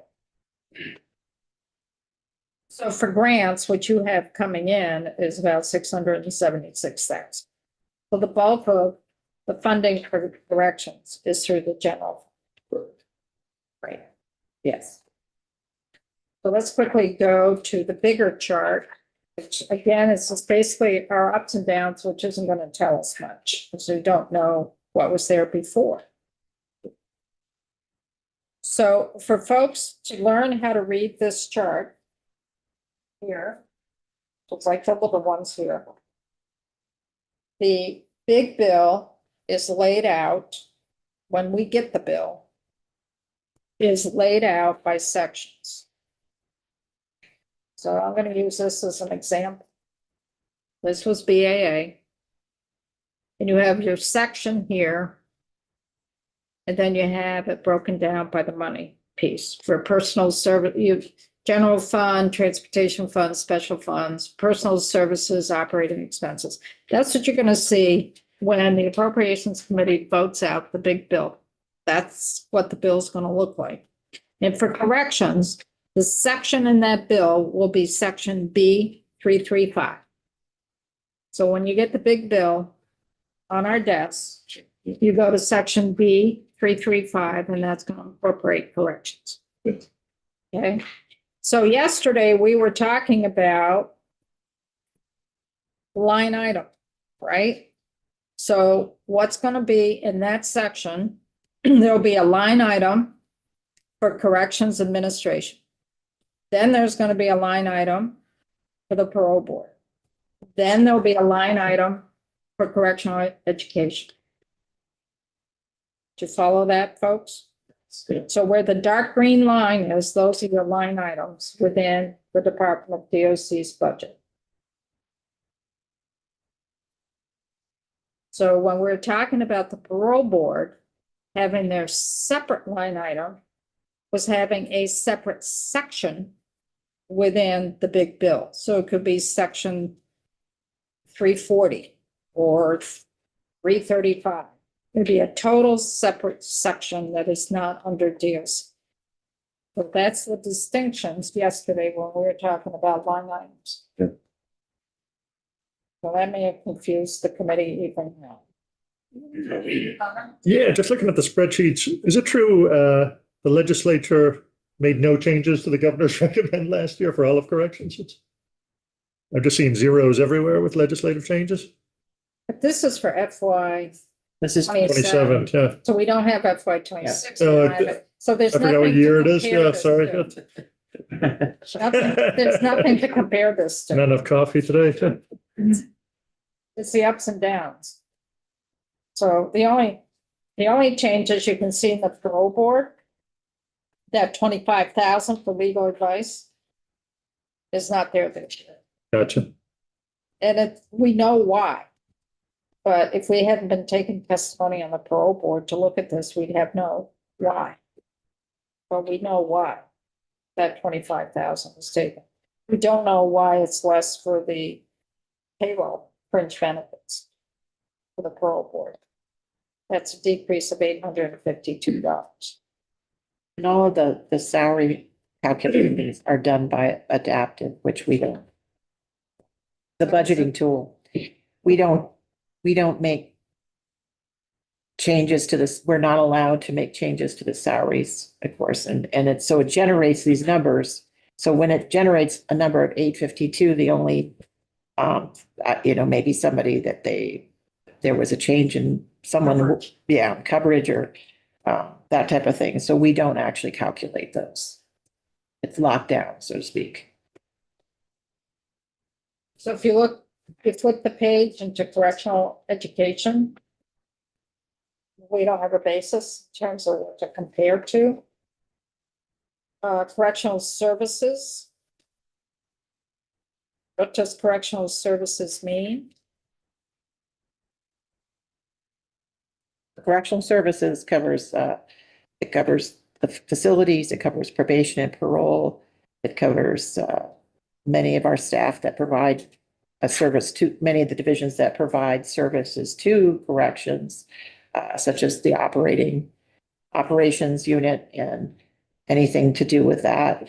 It also covers hospital visits, hotels and mileage and fleet cars and food for the facilities, any of you utilities, everything pretty much falls under correctional facility that has to do with correctional services, that has to do with providing direct services either through probation and parole or through the correction facilities.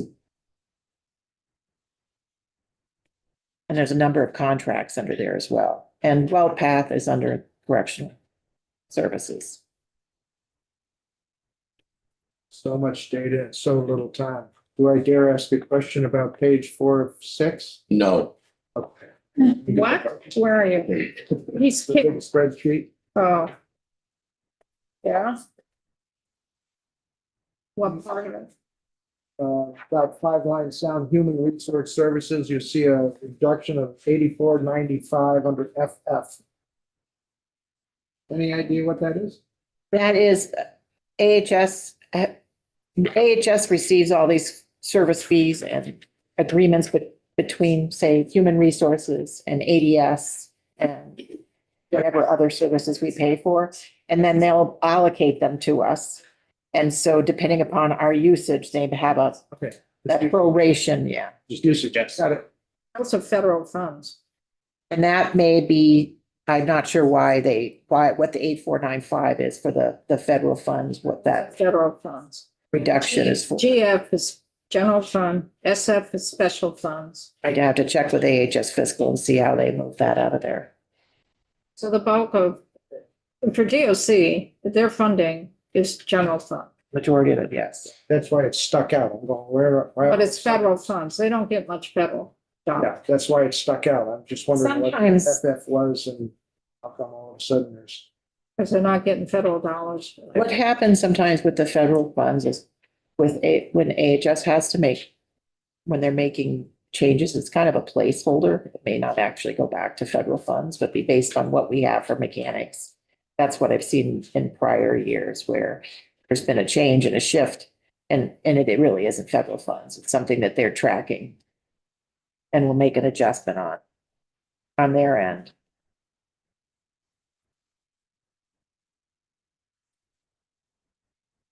When you replace vehicles, I see a $313,000. Do you work through BGS at all with that? Because you have vans, you have security vans, and you've got perimeter vehicles. And you've got vehicles for your P&P officers. That is all on DOC's nickels, But they're all BGS vehicles. Yes. but it's the department that pays for them. So like you're leasing, basically. Yes. Do you have your own fleet that you would rent out, that you lease out to your employees, or do you go through the BGS fleet service? Go through BGS.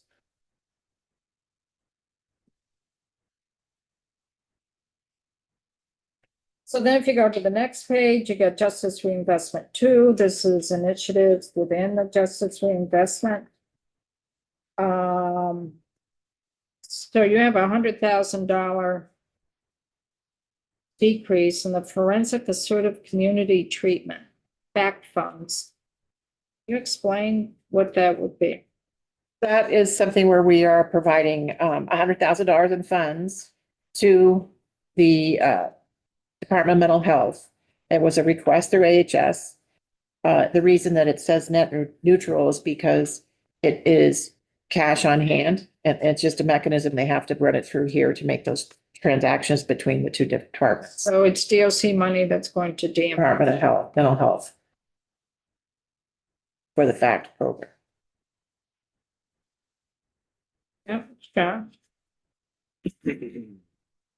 So all the red numbers, the negatives.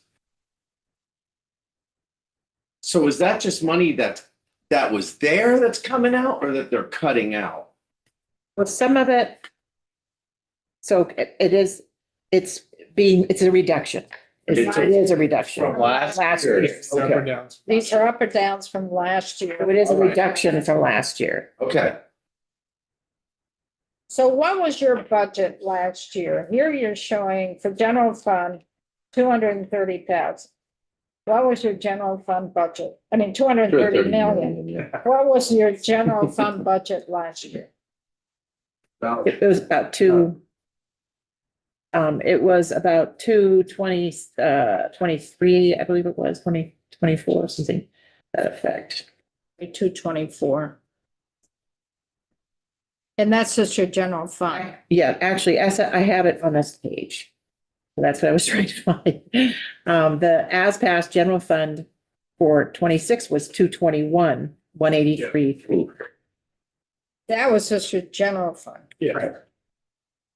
And the total budget last year was 230, 877, 018, which is on page 15. Kind of jumped a little bit there. This year's 240. 44. 244.15.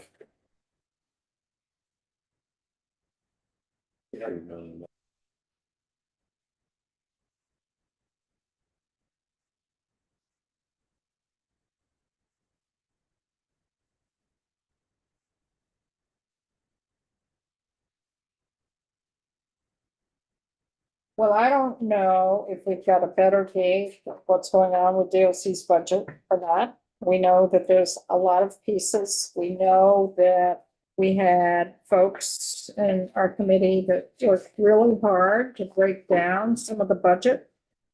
To talk about, lay this out. If folks look at their sheet here, that our 5 folks worked on.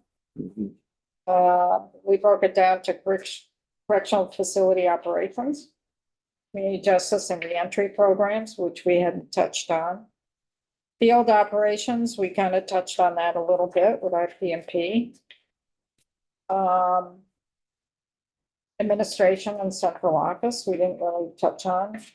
And then there's our contracts with WellPath, Core Civic, as well as our reentry and community contractors, which we didn't touch on. Communications commissary, banking, and tablets, which we're kind of looking at a little bit through our telecommunications bill. Electronic monitoring, we didn't even touch. And food services, we didn't even touch. So there's part of the budget that we hadn't even talked about. That our 5 members really did a lot of work to correlate and synthesize. So we may have to have you folks back Yes. next week to really go into those deeper.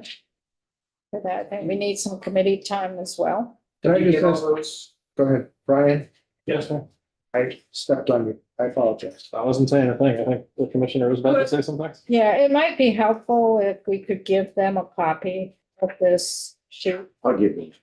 because they did a lot of work. Sure. And I know DOC is, there's a lot of layers to Thank DOC. And it might be really helpful to take a look at that. You can have that, Josh. Kevin? I mean, Brian? No, Kevin. It's only fair. First time. Did I hear you correctly that the numbers that are here are generated by a system as opposed to the actual numbers of individual salaries and So the salaries and benefits are all generated between our financial system, which is Vision, and the budget planning tool, which is Adaptive. Right. So what it does is the administration loads what the increases are to what the increases are going to be based on the contract and any benefit changes, like whatever the percent increase is. And then it will generate based on each person's who's in there at that time. It's only one given point at time. And then that generates the next year's figure. So those numbers are done within the budget module, but that money, that information comes out of our financial system that we have. And then it generates these numbers and tells us what the ups and downs are going to be. if the assumptions within the system are true, but reality doesn't always meet. There are some, we don't know what our contract is going to be for our correctional officers, so that, you know, there are some things that we don't know. It's only based on what you know at the time. Right. So depending on whether you have a full team or not, this is assuming a full team. The vacancies are, all vacancies are in this figure, are in here. They're budgeted at, like I said, at a step 2 instead of a 20 or whatever, because they have to figure a point in time. So you may hire someone at a higher step. Right. And so then it's going to change what you actually have to pay. But that's done for the whole state. That's the same process for the whole state. And you have the vacancy savings list line and stuff. Right. You don't have And if the vacancies filled, so you got Right. $1.7 million saved, but you don't have those spots filled. That's the vacancy. And that's kind of balanced against the overtime too. That, so that when you see that, that's really a net, it should be a net figure. I think I understand. Brian, To the degree we're passing out this sheet to DOC and saying, here's what we've been working on, and we want you to answer these questions. I mean, it feels like we've just had a presentation where we're going up about 5%-ish year over year. It seems like most of that is dealing with a larger population and the things that go along with that, and the fact that we're upstaffing from a crisis level. So to me, it feels almost unfair or disingenuous to ask, you know, what's this new tack that we're doing? What are these new strategies we're trying? When in fact, all they're trying to do is, I don't want to put words in anybody's mouth, staff up to the necessary level in substandard facilities with an increasing population. I mean, what other details are we looking at? Well stated. you 5, you were one of them. I know. Yeah, Brian. I mean, that's what we come down to that as a committee, that would be our recommendation. Because we're not really talking about there's suddenly going to be a different kind or more rehabilitation, right? I mean, we're doing the same stuff in terms of medicine. We're doing the same stuff in terms of rehab. We're doing the same stuff in terms of housing. We're trying to staff higher. And on top of that, the system's the one saying this is what the projection is based on rates and assumed staff sizes and everything else.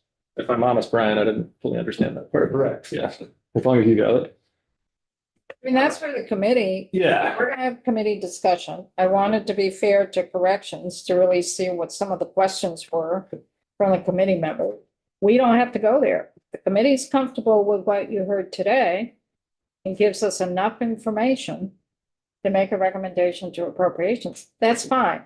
But there were 5 members of this committee that did a lot of work. Yep. And I want to be respectful of the work, and questions that were developed. And I have personal opinions on what I'd like to see, but they're not the committee's opinions, nor are they even the subcommittee's opinions. You know, it would be great to have better IT access. It would be great to have more educational opportunities. It would be great for our COs and for our inmates, but you know, yeah, sorry, stop.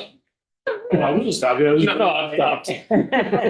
I agree on the thing, but I don't think it's about us trying to figure out what we're changing as much as it is, especially, I mean, I learn something new every day. Sometimes I don't, but I'm more curious to get the more detailed explanations so I better understand how they came up with the numbers. And maybe it is more from curiosity and that we're not going to follow. I don't think there's going to be any gotchas, but I just curious about how some of the numbers come about and how they relate to the past. And so I can understand going forward, just have that base knowledge. But I also can understand that I don't know that there's anything here where I saw that I would be like, listen, I'm not going to support this. So Yeah, and the plate shop question is an interesting one. It's a rounding error one, but yeah. One of the questions that Probst has been very, very upfront and clear about is for committees to ask what programs they have. Yep. And what is working and what isn't working. Yeah. And for those that aren't working, do we continue to do it? And we haven't gotten down to that granular level with DOC. But that's what our colleagues have asked the respective committees to look at. What programs are going on in your department or part of state government that you review? And really get a handle. Are we just doing stuff that we've been doing for years and years? It's really not accomplishing much. Mm-hmm. And then we can make a decision, let's not continue this particular program. We haven't gotten down to that level with DOC. Now, DOC has a tremendous amount of programs. We understand that. And that's my concern, that that's what Approach is gonna ask us. Yeah. And I don't know if we're prepared to answer that for DOC or BGS. No way. No. But, Kevin and then Sean? but there's so much detail here. Joe's question about page 18, is that really two FTEs for $515,000? If that's what we're supposed to be doing for Approach, there's no way we'll ever do this. So you either accept that Well, the the bigger system is program- got integrity, or it doesn't, because it's all a projection anyways, based on a model. But the program is, do we continue producing license plates? That's the question. Do we continue producing license plates or not? Or does the state through the T-Fund contract that out? That's certainly a question, and there are other moves afoot to change the number of license plates. Oh, let's not Go to- down that to a road. single rear plate and not a front plate. There was some discussion around changing the kind of plate that is made. I think that that discussion is currently in abeyance. You know, I see this number double, and I too want to know, is that 2 employees, and why did it double? It is on the one hand, you know, no, it's $150,000. That is nothing to sneeze at, but it is a tiny portion of 244 million. But I want to know, most of the things that I've only looked at it very briefly, this sheet that you gave me, thank you. Many of those are questions I myself would like to know as a new person coming in and would like to check out. But I also agree with you, sir, that, you know, I mean, a lot of this is we're running pretty bare edge, and I appreciate the way you phrased it. I couldn't have phrased it quite that way with regard to our facilities and our staffing needs and our population needs, et cetera. But I agree with it, and I appreciate it. And that is where we are. You know, we also want to know where we can do more, with regard to programming, where we can do more with regard to the things that we offer our population, the things that we offer our staff. Even little things. I was just speaking about with Steve here about, you know, whether or not every single part of our toilets are running in our facilities, and whether or not whether our break rooms are clean and new and look good for folks, which I've talked about with members of this committee. All of those are things we do want to do, but our margins and our edges and where we are is very, very thin. So. Sean and then James? Well, I would say that we have, like, you know, Representative Hedrick brought to us getting rid of the supervisory fees. So that is something that That's gonna hit them by 263,000. right. You know, but I would suspect that's something that I think we are making a positive change towards. It's taking some weight off them and letting them deal with the 1115 waivers and all the other stuff that we're dumping on them. So I would say that we are making some changes like that. I'm not saying that we're not doing anything. And with all this programming and stuff, we all know that there's not enough space in these prisons to have anything like that happen. They barely get what they can shove in there now. So it's tough to talk about that stuff when we all know that you're talking about an enormous investment. James and So- then Kevin? Reset the conversation, I think I'd like to at least, is it's not whether or not we think anybody's doing anything wrong. It's not whether or not we think there's enough space. It's not that. Our jobs that we get elected for, there's 3 branches of government, there's oversight. There's administration and there's judicial and there's us. So it isn't whether we think that something can be done better necessarily, or that we believe anybody's lying. Our job is to understand the numbers, and even if it's at the end going, cool beans. Or it might be to be like, yeah, I got real questions about this particular part, and maybe in the future we can change it, or today. It's your key job is to understand what it is before you even get to that. So that's the idea of having them come back and giving maybe another hour of just specifically this and not the others, answering some of the questions that we provided to the commissioner. Is it going to be, like an audit like the people of Massachusetts want down there in the media? No, but it will still give us a better idea than we had before we started. And that's what our job is. So. Kevin? devil's advocate, forgive me. But my 40 years of trying to survive, companies would say, I've got 10 employees. I rate those employees. I got best and I got the worst. Do we need the worst? If we need the worst, what do we got to do to train that employee so that they're somewhat higher? Do we do any of that? Yes, as a function of, I mean, unfortunately, often that comes through disciplinary issues. We have disciplinary cases that make us aware of deficiencies in staff. And then we provide, investigations and then due process in order to address those. And sometimes that's one way that we end up saying, how can we improve a staff member? We also have evaluations, and it's on supervisors to regularly evaluate and provide feedback to employees and make certain that it is known, whether or not they're performing merely satisfactorily or whether they're working in exemplary fashion. My point, yes, and I believe that.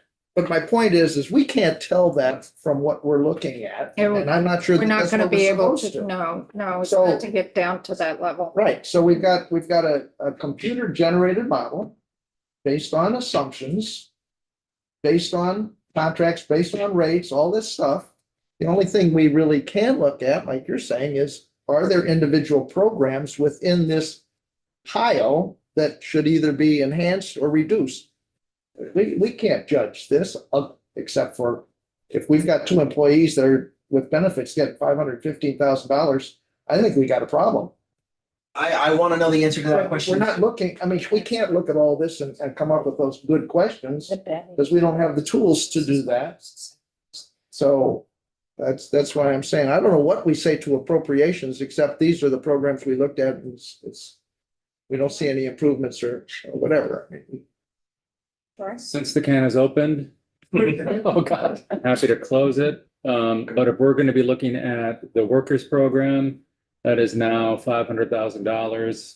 And that seems to be catching people by surprise. I just want to also acknowledge that as a program that works because we underpay the labor by disastrous amounts. So you get paid 25 cents, 75 cents an hour. So that is a program that relies on embarrassingly low payment of the labor being provided. So, Yeah, just for the record, that's not a committee perspective necessarily. oh, we've been sharing individual perspectives on that program for half an hour. So there could be more than 2 employees that is reflecting, and I think let's give DOC a chance. But, I know we're focusing in on that particular number and that particular program, but there's a lot of programs out there. You do transitional housing. There's money that goes out to our community justice centers. Just yesterday, we were talking about pretrial supervision. 7 new employees for your P&P offices to roll out pretrial supervision. Do we do something like that? There's also, which I found out yesterday, which I wasn't aware of, there's $500,000. And I'm assuming between the judiciary and state's attorney and defense counsel to expand the accountability court. And how does that dovetail with the pretrial supervision program? That's what we've got to look at. So you folks have so many programs out there. You've got Community High School of Vermont. We haven't touched on that in this committee yet at all. And then that's more connected with vocational training, which we haven't talked about. Those are the programs that we need to see. What, are they being effective? Do we continue them? Do we change them? Are there some things you've been offering in DOC for years and years and years? Because it's been history, but geez, maybe the outcome isn't that great. And maybe we don't need to continue putting money towards that program. I don't know that. But I know DOC has a lot of moving pieces. And we've only touched the very top of it. Unfortunately, there's laser beam on one particular thing, but I think there's a bigger bigger overlaying programming needs out there. Yeah, our telephone repair shop probably is not as necessary as it once was. Yeah, right. But that's what we need to look at, and we haven't really looked at that. And I think the committee needs a conversation and not get bogged down by, is it 2 staff or 3 staff in one program? Do we want to get rid of the license plate program? We do That not. would be the issue. That would be the issue. But then what is it gonna cost the rest of the state government? Because you gotta produce them. So then you gotta contract out. And I agree, I accept what Troy is saying. Yeah, we're paying wages pretty low. If we contracted that out, you'd be paying a lot more as a state than what you're paying now. Setting aside the very valid question of why, whether or not 2 people equal $500,000, which we will get to the bottom of. Setting aside that, I want to note that, I mean, we do want this license plate program to continue. It is work for some number of our folks, and not addressing Representative Hedrick's concerns around work. Work is a value in and of itself, irrespective of. Work will set you free. Well, that's awful, sir, and I don't mean that at all. I know where that quote comes from, and I certainly don't mean that, sir. I think there's a value, not in that sense. There's a value in paying for it too. There's a diminishment of dignity when we don't pay people for their labor. So that's a conversation. There's a diminishment in dignity when we don't allow them to labor as well. So Okay. we're not gonna get into this right now, because we do have a bill that we've worked on for telecommunication and commissary and that whole bit. So that, we're not gonna get into the emotions of that on this. We've been working here since 8:30, 2.5 hours. I think we need time as a committee to really figure out where we want to go with DOC's budget. And give time for the commissioner to take a look at those questions that 5 members of this committee spent a lot of time working on. And I think they deserve, some of that deserves to be vetted, and DOC needs to know what some of the concerns were from at least 5 members of our committee. And we may have to schedule you folks back next week. We're supposed to make our recommendations to Appropriations Committee by next Friday, the 20th. And I want to respect that. Now, will we have all the information? No. We'll do the best we can. So I'm looking at the time, we've got to deal with driver's license, and I've got pressure from Senate Transportation for the language. And we haven't even talked about that yet. And then we have Judge Zone at 12 o'clock. Right. To testify on pretrial supervision. That's the only time we could get them. I warned everybody yesterday and Tuesday that our lunch is going to be really late today. So I want to finish this, take a quick 5-minute break, and then come back and shift to driver's licenses. Okay. So thank you all. So let's go off of YouTube, and then we'll come back and